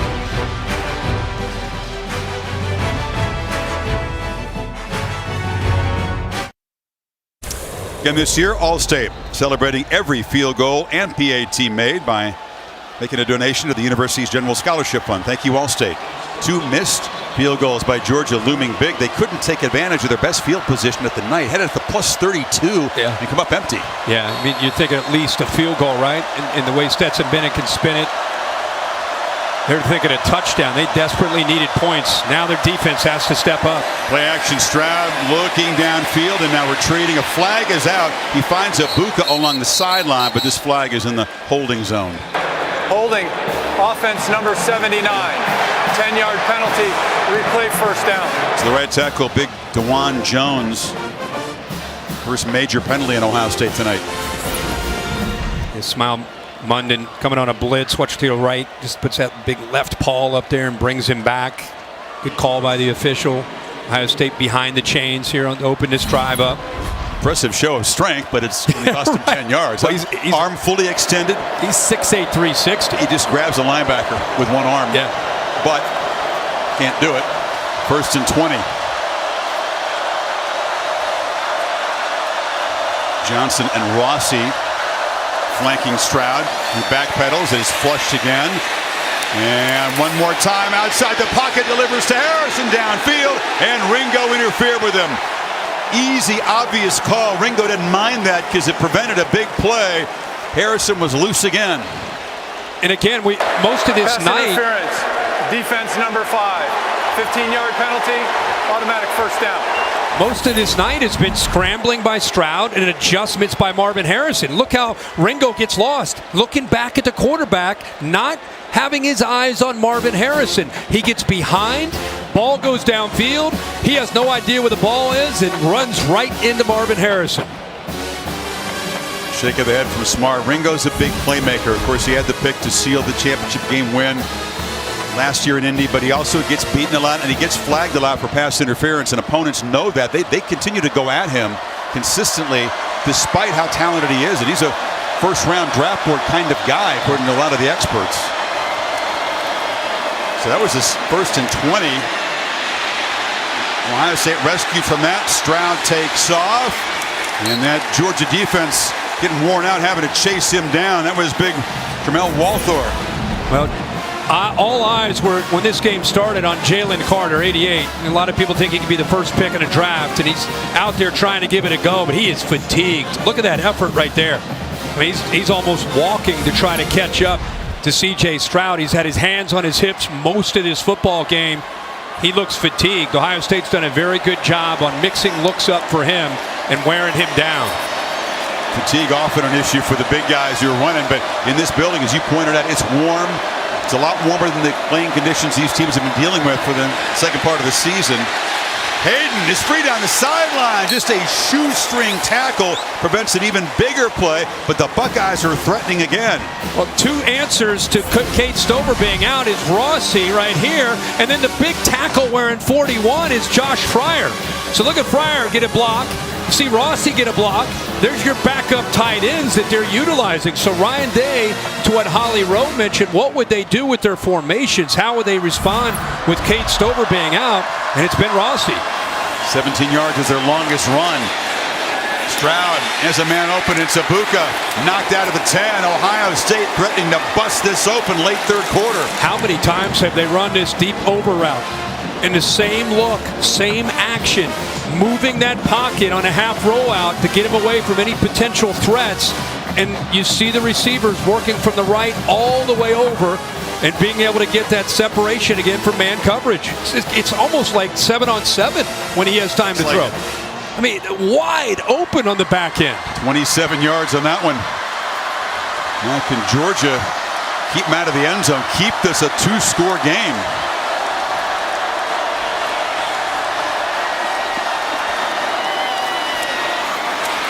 Hayden running hard, corralled after a 3-yard gain. This is a really important moment here.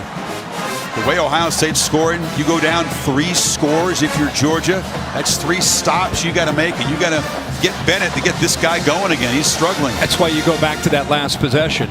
They did their job as a defense. They pinned Ohio State. They got him off the field. They got great field position, and then they're not able to capitalize. The Buckeyes are looking to make them pay for it. 2nd and goal. Stroud, corner, trying to throw kind of a back shoulder fade to Fleming, but well covered that time by Ringo, and it's 3rd and goal. Day got the look that he wanted. He wanted a matchup. He wanted to go after Ringo. And they've been doing it a lot tonight. This time it's Fleming instead of Ibuka. Just not quite the same rhythm and timing that he's had tonight with Ibuka and Marvin Harrison. But he did get the matchup and the look that he wanted. Now they move Marvin Harrison intentionally to the right at the bottom there against Keely Ringo. Let's see if they get Stroud outside of the pocket in 3rd and goal. It's been effective tonight. 3 receivers shift over to the left, and it is Harrison on the bottom of the screen. 1-on-1. Stroud rolling, looking that way, retreating, and he'll just throw it out of the back of the end zone. There was heavy pressure. Actually, a flag comes out. I thought it was going to be way beyond the end line. Harrison worked his way back and actually made a play on the ball and is down on the field. That ball was fluttering and I thought had no chance to be completed. Harrison being attended to by the athletic training staff. Somehow that ball almost came down in bounds on the back end. I thought it was you. It was fluttering. Personal foul, targeting, defense number 22. Half the distance to the goal, automatic first down. The play is under review. Of course, they'll review it. That's Javon Bullard, an enormous play. Instead of an incompletion, this would set up Ohio State with 1st and goal. Kirby bringing everybody. He's just trying to buy time. Watch, this ball doesn't go into the stands. It's on the back line, and there's the hit right there. I mean, he's on the back line. He steps out, but he's trying to make a play. Then the big hit by Bullard, and that's where the flag came in. Looked like he hit him with his shoulder pad. Terry Layden, the Pac-12 crew, will take a look at this one. Now, there was the helmet to helmet that time. Well, Bill Lamagna replay took this targeting rule off. It's not rule targeting. Your thoughts? I agree with replay. I do not have targeting. He is defenseless. It was close to contact to the head neck area, but it was more to the shoulder. I did not see his head spin back from it. So the Dogs do force a field goal attempt, the first of the night by Noah Ruggles, who's been almost automatic in his Ohio State career.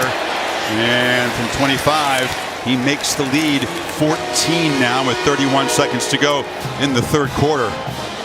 Well, Buckeyes defense shutting out Georgia in this 3rd quarter and getting Bennett out of rhythm and building on this lead. And you talked about the importance of that drive. And Buckeyes scored a touchdown there. It's a 3-possession game. You hold them to a field goal.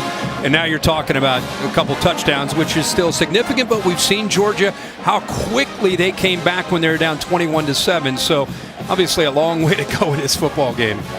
What a semifinal Saturday. That crazy thriller, 96 points scored in Glendale, Arizona with TCU outlasting Michigan, and this back and forth battle of the heavyweights. And all right, Georgia, you earned the belt last year. You earned the SEC belt on this field. Now to keep it, to get hope alive for a back-to-back, you got to battle back in the fourth quarter. Kirby Smart trains for this, prepares for this. They got to back it up. This is tough because they've been thrown off rhythm a lot. Well, and the other thing is you're playing a team that early in the game was coming off that disappointing loss, who was trying to kind of reestablish confidence. Now you're playing a team with 31 seconds to go, up 14 in the third quarter, that has a belief and has confidence. It's a touchback, so they'll begin at the 25. You know, it's been a while since you had two entertaining semifinal games. Sometimes we're lucky to get one. Have we had two in the same day? I don't believe we have had two close games in the same year. I think you're right. You go back since 14, the games that you and I have called. I mean, the biggest game, you had Georgia playing Oklahoma, which was a great game. The Ohio State Clemson game out at Glendale was a heck of a game. That's the last single-digit semifinal game, was that Clemson victory over Ohio State, the controversial one in Arizona. But right now, this one's sitting at 14. Yeah, most of them have been blowouts. So, yeah, what a treat! The game earlier, and now this one. Like I said, I think this one still has a long way to go. Bennett flips it short. McIntosh, stiff arm, escapes, makes a cut. McIntosh, one of the best backs in the country, catching the ball out of the backfield all the way to the 43. Once he got away there from Eichenberg, his instincts as a receiver out of that backfield just take over. They're trying to get one more play here. Yeah, exactly. Then it was some urgency, squeeze out every second of the third quarter. 3-2, are they going to snap it? Nope, they didn't quite get it off. So Ohio State up by 14. Ice packs to the eyes. It's been physical, just like we expected. End of 3 in Atlanta. Ohio State by 14 at the Chick-fil-A Peach Bowl on ESPN.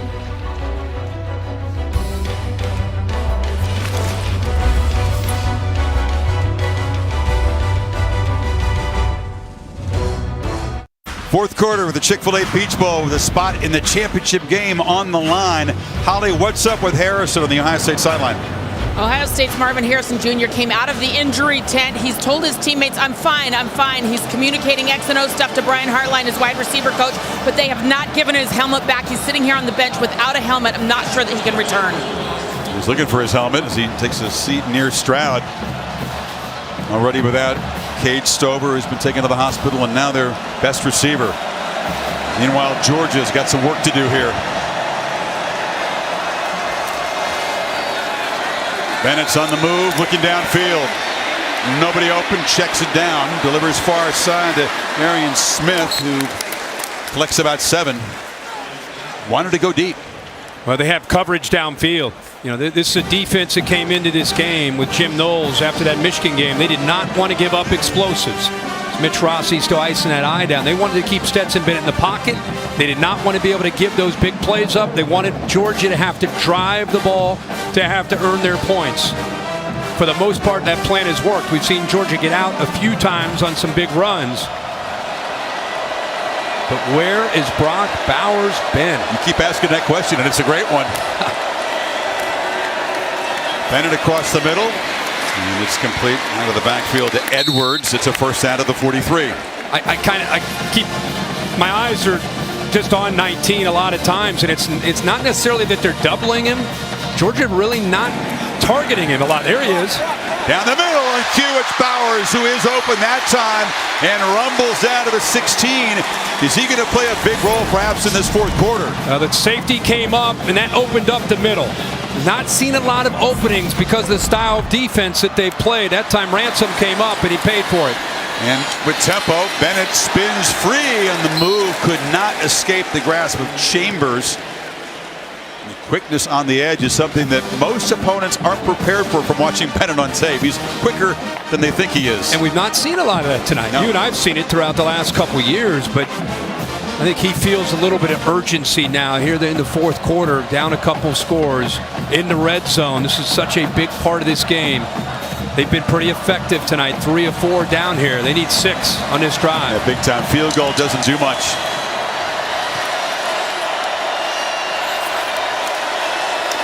Tight end around to Bowers. This is an effective play, but the Buckeyes are ready for it. They string it out, and Ransom got there. Limit the gain to 1. Well, this is great recognition by the veteran Cam Brown. He potentially could have been blocked by Rosemy Jack Saint, but because he saw this, watch how quickly he's able to get into the backfield. He didn't make the tackle, but he's able to set that edge and let Lathan Ransom clean it up. Great play by 26 there to the field. Feel like they've got 2 plays to get these 6 yards.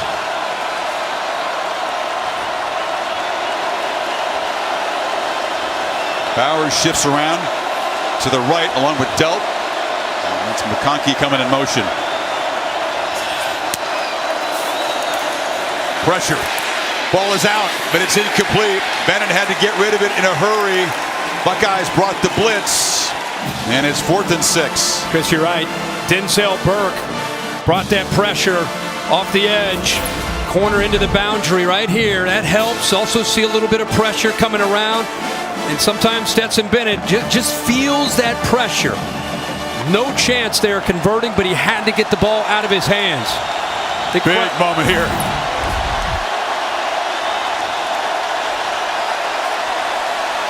Look how efficient they've been this season. 11 of 13. But this is the best defense they played this year.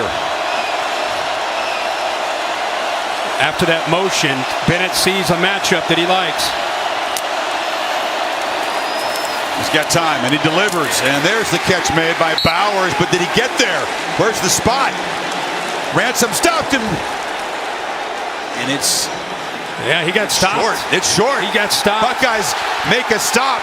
The weapon catches the ball, but Ransom won't let him get the marker. An enormous play. After the motion, he found the one-on-one matchup, and this is the question. Could Lathan Ransom make plays to keep him away from scoring? There's the AT&T 5G view of it right there. What a play by 12. Ohio State gets the ball back. Up 14, 12-10 to play. The ruling on the field of the runner short of the line to gain is... Replay has reversed the call, and it's 1st and goal. The acrobatic play by Bowers. Game on the line, practically. Look at the left foot. It's elevated. The strength of the left hand. Trying to stay in bounds and trying to get to the line. AT&T 5G shows it to you. That left foot looked like it went out of bounds, but it goes up into the air right there. Right foot is up, and then eventually he goes out of bounds, Bill. We've got a first down, because he was in bounds when he made the line to gain. So this is a fantastic, and that help we had with our video here, outstanding. Chris, we said, where's Bowers? Where's Bowers? And right here, with 4th down on the line, 12-10 to go, he makes a critical play for the Dogs. We were celebrating the stop by Ransom, but the incredible effort and athletic ability of one of the elite athletes in the sport has given the Dogs a 1st and goal. Edwards in the toss sweep, makes a cut, bangs down to the 3. Georgia gets in here. It's hold on, 1-score game. Bill, let's see what happens with this turn of events here with this series. But I think there are a lot of people that, including myself, that just to be educated on that. That is such a play you just don't see very often. Of course, he stayed in bounds, but where do you mark the ball? Is it when he's up? Once his hand eventually touches out of bounds? Once he's out of bounds, then the ball's dead. But he's made the line to gain already while he was inbounds. Yeah, fantastic effort, man. Great to see great players make those kind of plays. On 2nd and goal. They fake it to Milton. Bennett now flip it now. Underthrown. Oh, McConkey was in motion, and Bennett just short-armed it to him. That looked like a lateral to me. He must have recovered it. They're going to spot the ball back there at the 13-yard line. But that ball looked like it was thrown backwards. It was close. Very close. Let's take a look at this. He just short arms this. And usually he puts that out in front, but you can see where he throws the ball at the 12. Catches it or tries to at about the 13 or 14. They're spotting the ball. See where he recovered it himself. Back at the 13. 3rd and goal. Bennett couldn't believe that throw. In the pocket, delivers into traffic, broken up and almost intercepted. Ronnie Hickman was in the neighborhood. And Smart doesn't want to have to settle for 3 here, but he's going to have to send out Podlesny. Tough route because of the inside leverage right here from Cam Brown. But watch 14 sitting here playing center field and reading the eyes. Inside leverage by Brown. Hickman's able to jump it, get involved in it. Great coverage on the inside. Boy, Cam Brown did not have a great game against Michigan, but he's made some big plays tonight for the Ohio State secondary. So 1st and goal at the 7 on the replay for the amazing play by Bowers, but the Dogs go backwards from there. Bennett is the holder. Podlesny's missed a couple long ones, but made 2 short ones. Not what Georgia was looking for. The lead is still 11. 10-14 to play.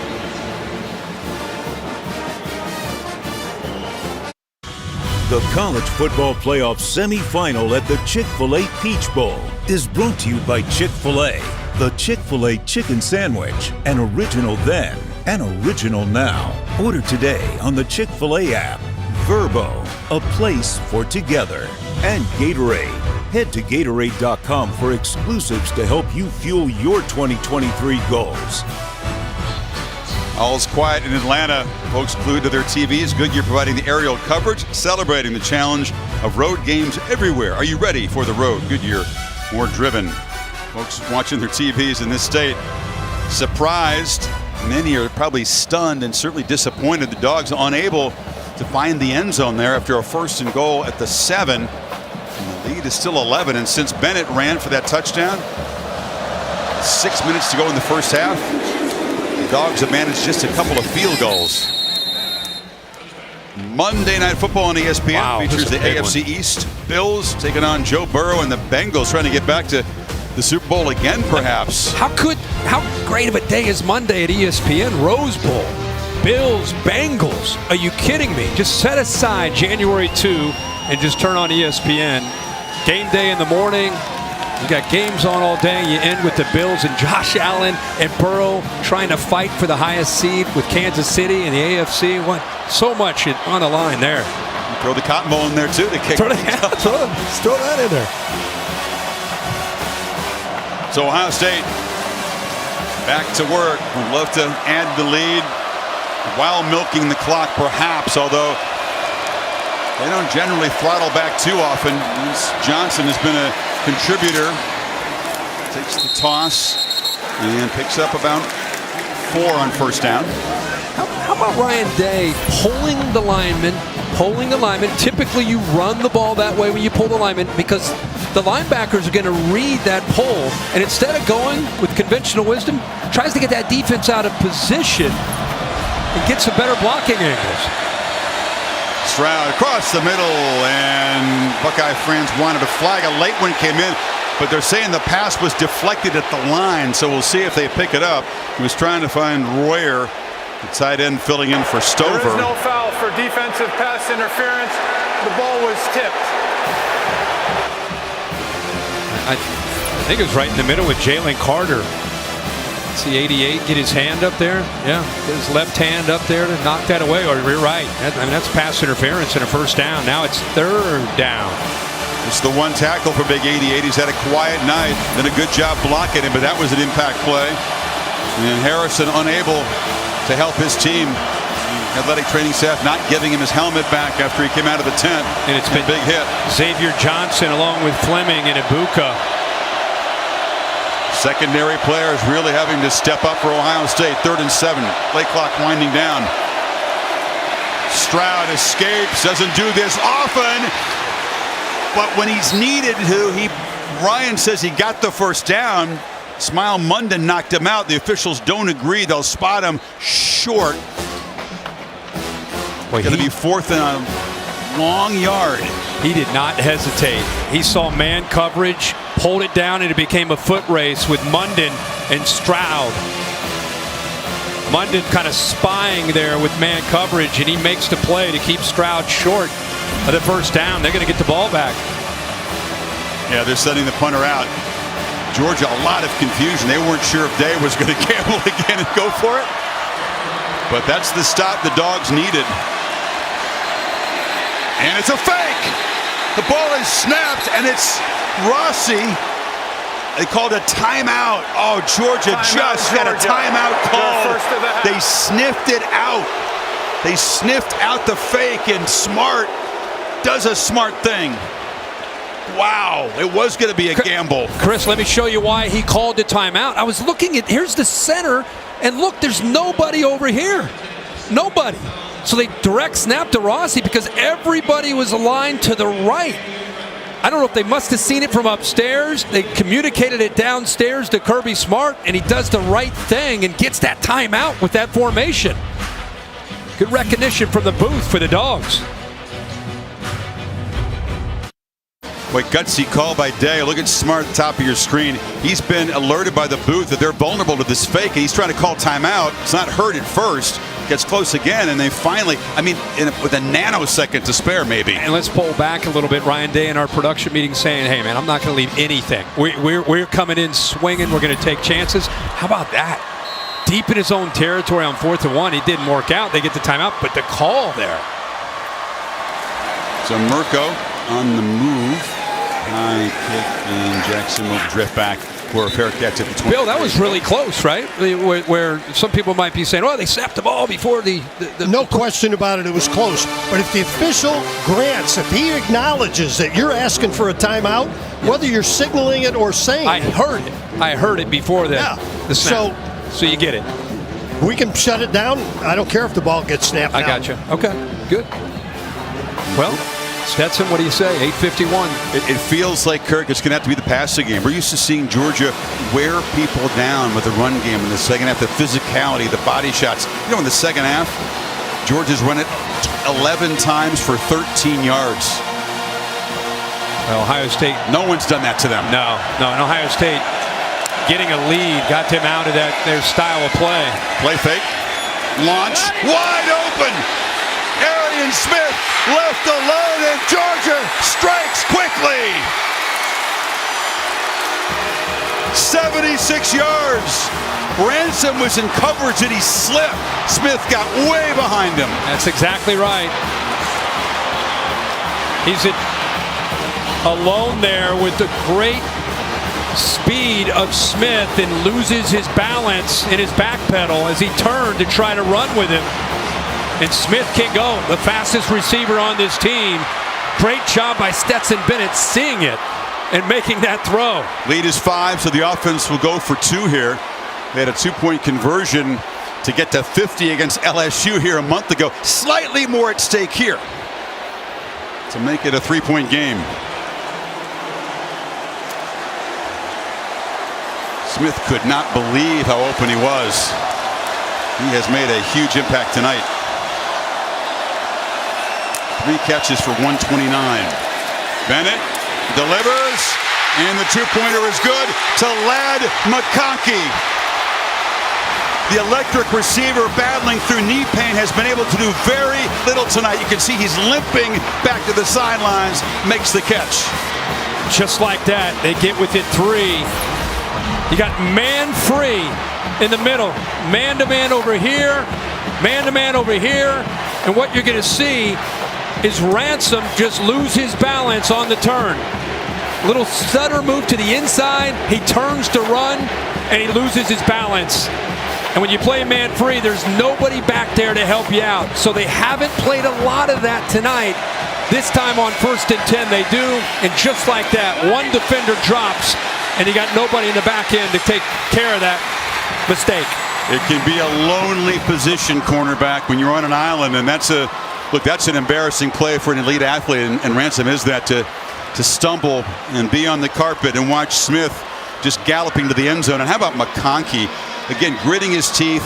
They bring him in there. How much can they get from him tonight with all that knee pain he's dealing with? They got a big 2 points there. Yeah, and Ransom is a guy they put in that nickel spot, that safety spot, where he can match up on the interior, and he gives up the touchdown. He's played really well tonight, and then the two-pointer with McConkey right in front of him. So another big surge back and forth. Dogs with 11 points in about a minute and a half, and we got a 3-point game, 8:41 to go. Reserve your 2023 CFB National Championship experience with the playoff premium,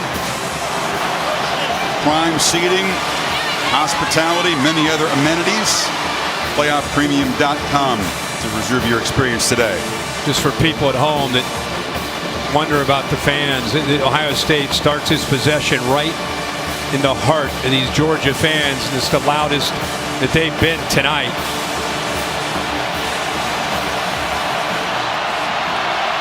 They've handled the noise very well. It's been a poised offense tonight and a poised quarterback.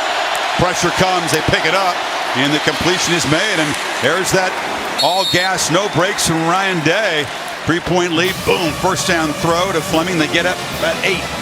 Got to continue to remind people, you have your elite receiver Marvin Harrison on the sideline. This game all of a sudden creeps back to 3, and your go-to targets on the bench after that big hit by Bullard. Xavier Johnson again in for him. Just saw Julian Fleming make a play.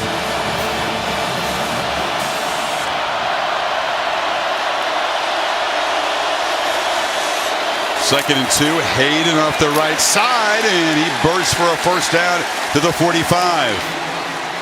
So no up-tempo, but they're also not milking the play clock yet. You wonder with Ryan Day being so aggressive tonight, with this lead. They've mixed their tempos up often the way Ryan Day likes to do. They've gone fast, they've showed fast and slowed things down, and right now this is the slowest they've been all night for obvious reasons. But a heck of a run there on second down and short. Got to the edge. A lot of Buckeyes stepping up and filling big shoes. Johnson's in the backfield.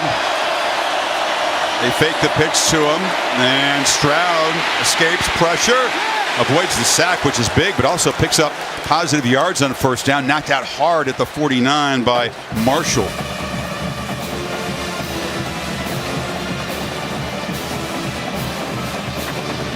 Stroud has shown the willingness to run it when needed. He's shown the toughness. He's shown the mobility, the playmaking on the run tonight. It's been extraordinary. Yeah, a gifted athlete, a great basketball player, but you're right, really known for his arm more than anything. But tonight he's had to use that mobility. Positive yards there, that scramble on 1st and 10. Just trying to stay ahead of the chains here. Clock inside of 7 minutes. Dogs are showing pressure. They bring some. Stroud spins away. Tucks the ball. C.J. Stroud still running. Toughness from the quarterback position. They're inside the 35. How about Xavier Johnson? Wide receiver, the next play, running back, pick up the blitz. Just enough to chip Bullard to not let him get home to get to Stroud. And then with the man-to-man coverage, C.J. Stroud with his legs again. Got 17 that time. It's a quarterback that doesn't have a rushing touchdown this season and doesn't often take off to scramble. He works out of the pocket to throw, not to run. We got an injury down with Michael Williams. Go back to that scramble play. He escapes out the back door. The pressure. There again, Xavier Johnson, lineup receiver. Now he's at running back. Slides out that reverse. And then again, there's the speed that he has. Able to run away from those defenders. Looking at the knee of the all-SEC freshman lineman for Georgia. We'll take a break.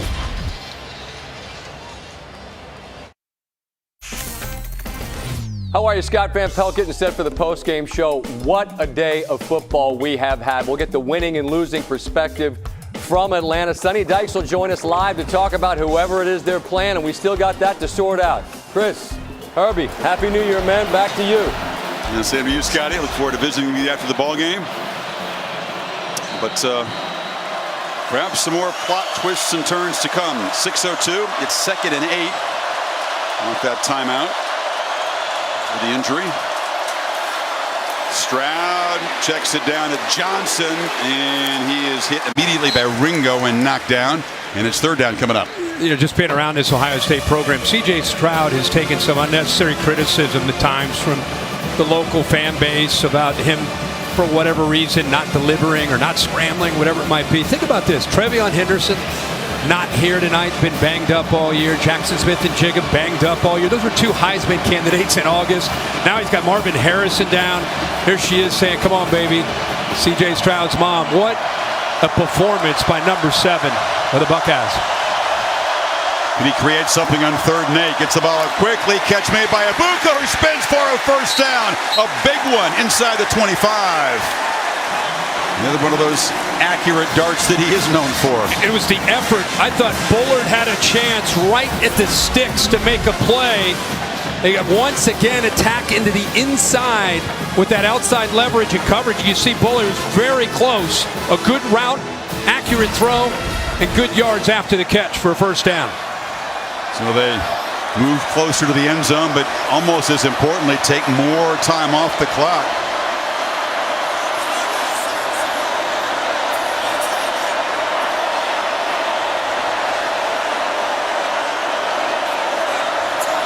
Working the play clock all the way down here.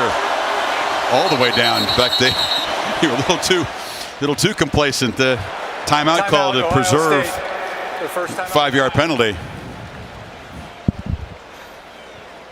You know, Ryan Day had a pretty good read on it coming in. He's studied the history of these playoff games.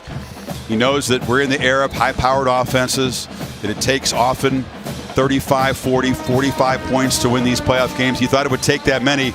Right now, 38 has the lead, but looking to add on to it here. We looked at him and said, okay, you're going to score 40, 45 points on Georgia. Good luck with that. Yeah. But he knew his quarterback.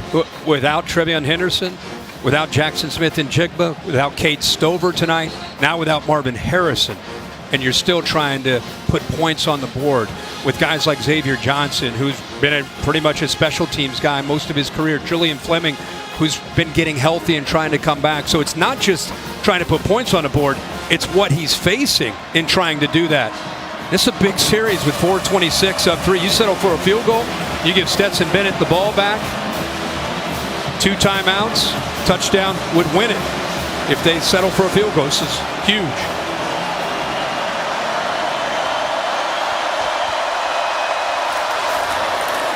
Keeper, can he get the edge? Yes, he can. That was a design run. Ooh, somebody got flattened on the sideline there. Ingram Dawkins ushered him out. CJ making sure that person is okay. That wasn't a scramble, but he set a career high for scramble yards tonight with 34 of those. Yeah, and think about the scrambles to throw. So scrambles to run, scrambles to throw. The zone read here, great read. Again, Ryan Day's got to be so pleased on this drive with the positive yards on 1st and 10. There's the media member or fan that goes down, and like you said, Stroud right there to try to help out. But a positive yards gives you so many options as a play caller when you're at 2nd and 5 instead of 2nd and 10. Inside of 4 minutes. And Ryan Day came flying down the sidelines to make an adjustment. Stroud will be sacked. It was a slow developing play, and they could not keep Dumas Johnson out of the backfield. Bullard helped him out. That's a huge play for Georgia. Yeah, they roll the dice. Glenn Schumann and Kirby Smart down in the red zone. They bring the middle pressure there with Dumas Johnson. Outside pressure with Bullard. They're trying to set up a play off to the left there with that motion. And the timing off, but give Georgia credit for dialing it up, getting aggressive there in the red zone. You said it, Kurt. What a field goal doesn't do is put this game away. Now 3rd and 17. They lost 12 on that sack. Inside of 3 minutes. They come again. They're showing pressure, and they bring it. Stroud backpedals and flips it incomplete. He tried to work the ball back to Joe Royer, but the tight end was going inside. The ball was coming outside. And here comes the field goal team. And he's just a check down, but they bring pressure here, they bring pressure here, and it's worked for him here. The last few plays, you see that Stroud has the check down there to Joe Royer, but just unable because of that pressure to get it to him, which would have made this field goal much easier. Not easy from 48, but it's important. Ruggles to build the lead to 6 to at least force Georgia to score a touchdown to win it. Drives it right through Noah Ruggles, whose granddad was a season ticket holder at Ohio State. This is his dream gig. Transfer from Carolina, and he's been rock solid since coming to Columbus. He gives plenty of distance, and it's like Pat McAfee, who's doing the megacast on ESPN2, made a heck of a catch there. A little one-handed grab there by the big fella. It was a good job by him. But here we go. Georgia arrives wearing that championship belt, 2 up as a matter of fact. And now a touchdown does keep hope alive of a back-to-back championship. Bennett's going to get a chance here, down 6. Georgia's got 2 timeouts. And if you're Kirby Smart, how ironic. The quarterback that was scrutinized himself, last year often by Georgia fans, ended up climbing that mountain to win a championship and comes back this year to be the leader. And all the body blows and the fights and the momentum swings back and forth. You're at 243. You get it within 6, and you have a chance to give it to your guy, the guy you believe in now, to bring you home to try to win this game. Just 6 completions for Bennett after halftime. But this is the kind of moment that you live for, and the guy whose career has been a Hollywood script. Another big chapter coming up. Jackson tries to create some field position, and he's going to bring it back out near the 28-yard line. Counting down in Times Square. You got about 15 minutes to go. This game is getting up near 2023. Dick Clark's New Year's Rockin' Eve with Ryan Seacrest is on ABC right now. But we suggest you keep it right here. Yeah, you may. This is good stuff. You may want to watch this last 2:36. Ohio State has been able to rattle Bennett, just enough pressure. They've taken away the running game. This is about pitch and catch, and again, you look for Bowers.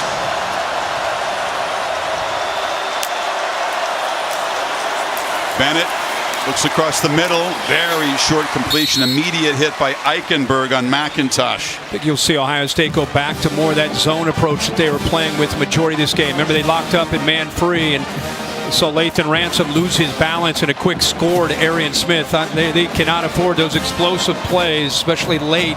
So you'll see a little bit more of a conservative approach, relying on the front 4 to get home, affect the timing. Bennett has time, flips it across the middle into traffic, and there's Brock Bowers, first down at the 45. Boy, Zach Harrison from the backside almost was able to affect this, but a great shot by Stetson Bennett, trusting this. Brock Bowers makes the play. Buckeyes did not get a man off the field. Flag is down. Bennett launching deep, jump ball, and it's broken up. It was going to be a free play. Cameron Brown was defending on McConkey, but Ohio State a little confused. Didn't get a big fella off the field before the snap. That's exactly right.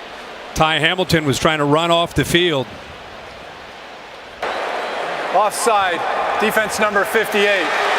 5-yard penalty. Replay second down. They called it offsides. I guess he was across the neutral zone, but he was on the field. Yeah, Mike Hall ran onto the field, and Ty Hamilton was trying to get off the field, and he never quite did get off the field, but he's definitely offsides and still on the field. So you take your poison there. Yeah. Makes it 1st and 5, ball right at midfield. Georgia 50 yards away from potential game-winning touchdown. Arian Smith, the speedster, had that big play earlier in the quarter, far left. Bowers lined up on the left side.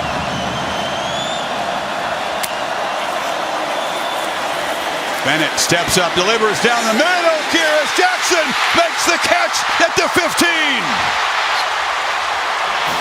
What a strike by Bennett.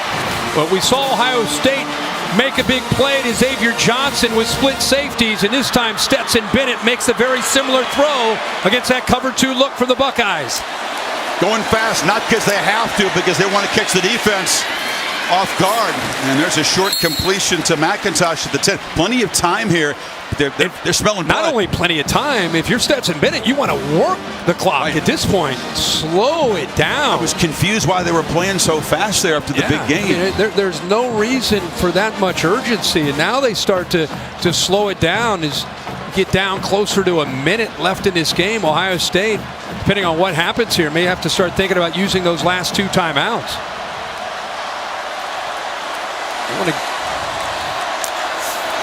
In the final minute, Bennett from the pocket, launches to the end zone, caught, touchdown, A.D. Mitchell.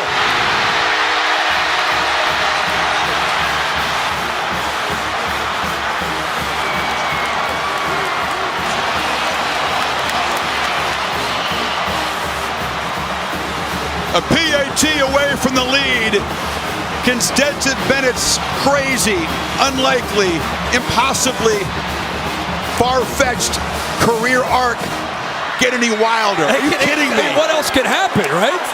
I mean, just like that, he moves his team down in 5 plays and 72 yards in less than 2 minutes for the go-ahead score. And it's Adonai Mitchell, who, again, hadn't caught a pass since week 2. Here's the important PAT, but Leslie's missed a couple field goals. Does his job here. 42-41, 54 seconds remaining. Well, everything happens so fast there. You got to go back and take a look at a few of these throws. Mention the safeties getting wide, and you're able to hit one down the middle. And this requires throwing it on a line. If you loft it in the air, the safeties can come over. He puts that on a line, and the safety, McAllister, could never quite make the adjustment. Couldn't see the ball. Now you got the matchup in here for the touchdown with A.D. Mitchell. And look at this move at the top of the route. Gets him one-on-one, little switch release. Affects maybe the coverage, but right there, you see that little inside move affects Denzel Burke. And then the throw by Stetson Bennett, he couldn't even really get anything into it. He fell back as he released that ball, but still throws it accurately. Couple things. Mitchell, Kirby Smart said we need a big game from him. He said, Coach, he hadn't caught a pass since week 2. Doesn't that concern you? He says it's scary as bleep to count on a guy that's that rusty. But Mitchell has stepped up tonight. Anybody close to the Georgia program would tell you when all these receivers are healthy, A.D. Mitchell's as good as any of them. So to see that ankle recover, you knew that they would try to get him the ball. But remember now, here's 54 seconds, and Ohio State has 2 timeouts, and they need a field goal down 1. Lots of time for number 7. Ram Trucks postgame coming up. Not the trophy ceremony. It's always an interesting trophy ceremony because there's bigger things ahead for the winner. But let's see if C.J. Stroud, who trails now for the first time since it was a 3-point game way back in the second quarter. No Marvin Harrison Jr. out there. No, number 18 is not going to be out there, which means, again, Emeka Egbuka and Julian Fleming and Xavier Johnson will have to make plays. No Harrison, no Cade Stover. And can the offensive line, that's been the difference tonight. When he's had time, he's made this secondary pay for it. But they pressured him that last series by bringing those backers and bringing Javon Bullard off the edge. In that Georgia pass rush, which at times tonight has looked exhausted. And they dig deep and make this series hard for Stroud. He's flushed on the run, tucks it, and takes his 5 yards. Looking at Ryan Day, he's going to let this go. 40 seconds, 2 timeouts. You got a player down. Looks like Robert Beal. Beal flexing his leg, so the Buckeyes don't have to spend one of the 2 timeouts. Remember, Noah Ruggles is an excellent field goal kicker with the long range, so they can get the ball near the 40. They've got a chance. Scott Howard, Georgia Radio Network with a touchdown call moments ago. from the 10, snap it back to Bennett. He looks in the end zone, throws it for the back corner. Caught! Touchdown! Touchdown! Touchdown! A.D. Mitchell! Back left corner! Touchdown! The Dogs have tied it! And the PAT put him ahead. Now Bennett can just look up at the giant screen overhead. Hey, there's an interesting factor here because of the injury. The We're clock. under a minute. Normally would be a 10-second runoff, but they don't want it. They can go on the snap. It's Ohio to go on the snap. Ohio State's decision to go on the snap. So the clock will not start. Not till the snap. Till the snap of the ball. Which saves, obviously, the 2 timeouts. Be shocked if Ibuka is not isolated here. They don't try to create that matchup to him. They need about 35 yards to feel comfortable for Ruggles in a game-winning field goal. It's comfortable to have those 2 timeouts. Long throw and a catch by Fleming, who's out across the 40. Steps out, saves the timeout. And we got another injury. I think Michael Williams may be cramping. He's going down again with that same injury. How about the pickup here by Mitch Rossi? I mean, they're using everybody in this backfield. You're going to get a blitz that comes around here. He comes over to pick that up. It's all about giving Stroud enough time. Nice job right there. And they pick. That's a long throw by C.J. Stroud from that right hash all the way as an outcut to the boundary, and they get out of bounds. Again, preserving the 2 timeouts. Yeah, this is a factor late in games, and guys are, desperately trying to stay hydrated and dig deep. But we've seen Georgia players go down now in consecutive plays. Gives Stroud and Day a chance to get on the same page here. Ball's at about the 42. You mentioned, and I know Mike Black, who's your spotter, can help out with the distance. He hit from 52 in a pregame. So like you said, right around the 35. Yep. So you're looking at 5, 10, 15, 20 yards or so, 22 yards. They'd love to not test his range. You're right. Get a lot closer 20 if they to 25 could. yards would give him at least a shot with 39 seconds and 2 timeouts remaining. Boy, holding on to those 2 timeouts here to start this drive has been big. Exactly, because a sack doesn't send you into panic mode. How about Mitch Rossi, guys like Rossi and Xavier Johnson, just doing all the dirty work, right, for this team tonight. Kind of an all hands on deck approach. Stroud flushed again. He's got a lot of space right up the middle. C.J. Stroud down into field goal range at the 30. Never in his life has he had a game like this, winning with his legs and his arm. And we talked about trying to get in around the 35 to have a chance, for Ohio State fans. It's having visions of Cardale Jones scrambling like that against Alabama right down the middle of the field. But how about he waits and waits until he makes his decision? Look at the coverage. Look at everybody having their backs turned here, right? They're playing man-to-man. Everybody clears out, and it just opens up.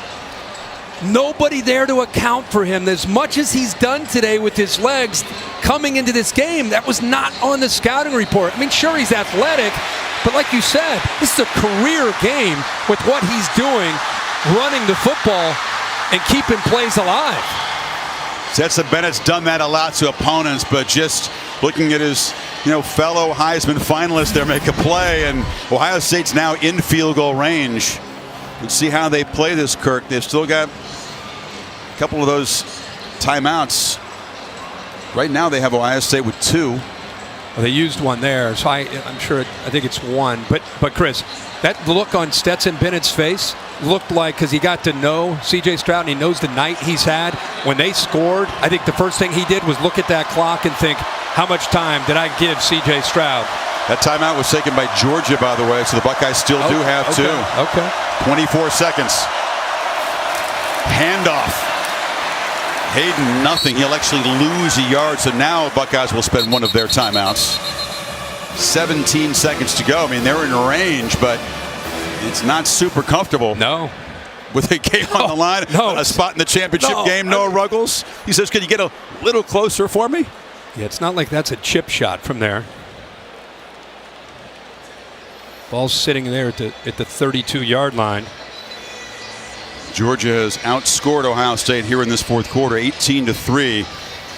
They've been a tremendous fourth quarter team for the last couple of years. It's a massive emphasis, fighting from behind. But now that Georgia defense, #1 in the country again this year, trying to get a stop. And Stroud trying to add to an absolutely sensational performance. It'll be a 49-yarder from here, so it'll be interesting to see Ryan Day, who's been aggressive and told us that's how he's going to be. How does he approach this with that last time out? If you're Stroud, you cannot take a sack. You have a timeout, but you don't want to move out of field goal range. Got Rossi in the backfield with him. That's the pressure. Stroud gets it out quickly.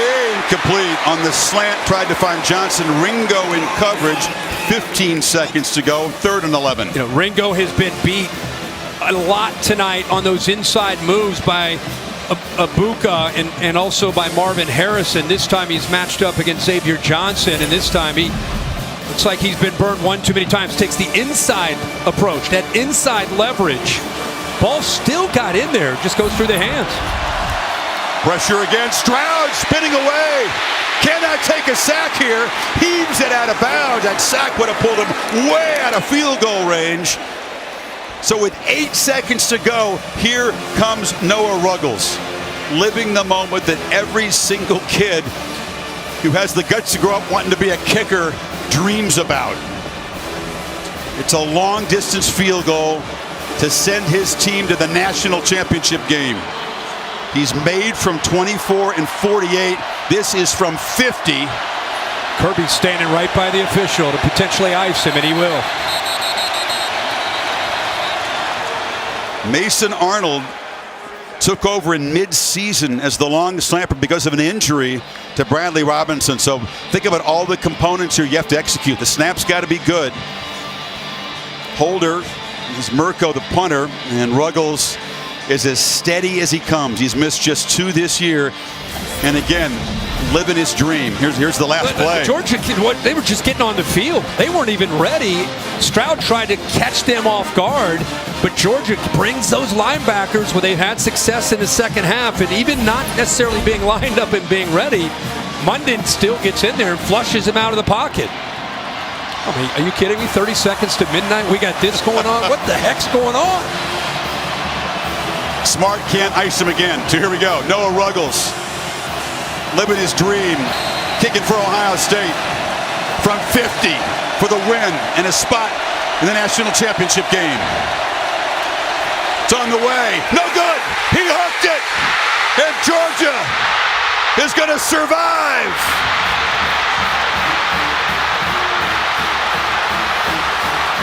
At the stroke of midnight, the first few seconds of 2023,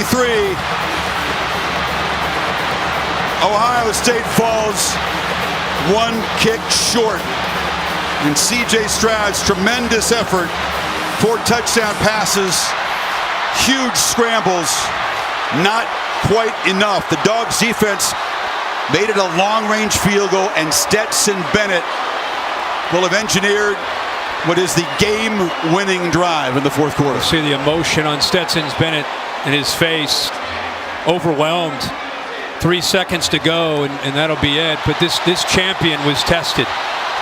The Georgia Bulldogs took Ohio State's best shot, and it was a back-and-forth game. Georgia advances to play TCU, deserves all the credit for finding a way to win the game, especially Bennett, down by 6, leads his team down in fitting championship fashion.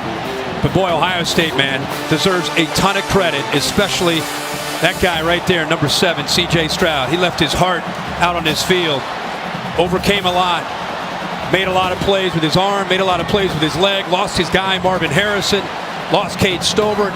Ohio State just kind of kept battling, and they come up a bit short. Like I said, it's all about Georgia congratulating them and advancing to that national title. Both teams played great tonight. Fourth quarter was the difference. That's what Georgia works for. It's what they train for. It's what they build their culture around. And the Dogs Dogs dig deep in their backyard and earn the right to defend their national championship in LA. And Stetson Bennett and C.J. Stroud, massive show of respect. Two guys who played brilliantly tonight. It's Stroud's Ohio State career would come to an end, and Bennett, one more game to go. To me, I think C.J. Stroud earned more respect in one game than he has in 2 years as a player. I know Kirby Smart has a ton of respect for the job that Ryan Day did, but the Dogs, man, what a story. You know how hard it is to defend your championship? What was it, Alabama in 11 and 12? 10 years ago. It just doesn't happen. And the Dogs will get that opportunity next Monday night. Team that rarely trailed all season long. They were down by double digits a couple of times tonight, and Noah Ruggles, knowing he's got to drive it from 50, just kind of overkicks it, loses his technique there, and misses badly left. And we talked about the potential dream of a kicker to win it. That's the other side of it. That's the tough part. I don't know anything about kicking, but sometimes on those longer kicks, it feels like that. You know, when they try to put too much into it. You play golf, right? You try to... But the ball, it didn't even have a good rotation. No. He just lost it. Right from the time it left his foot. Well, that's why it was key that it was long range. He knew he had to drive it well. He's making all the time like that in practice, but with the game on the line, a spot in the championship on the line, wasn't close. Man, what a different semifinal. Georgia just knocked out Michigan early last year, had to fight to the final seconds. Georgia, defending champions. TCU, 200-1 long shots before the season, will battle a week from Monday. Wow. Bill Bedell produced the game. Derek Mobley directed it. The Ram Trucks post-game show is coming up. Plenty to break down. It's the Dogs moving on to battle the Horned Frogs in LA.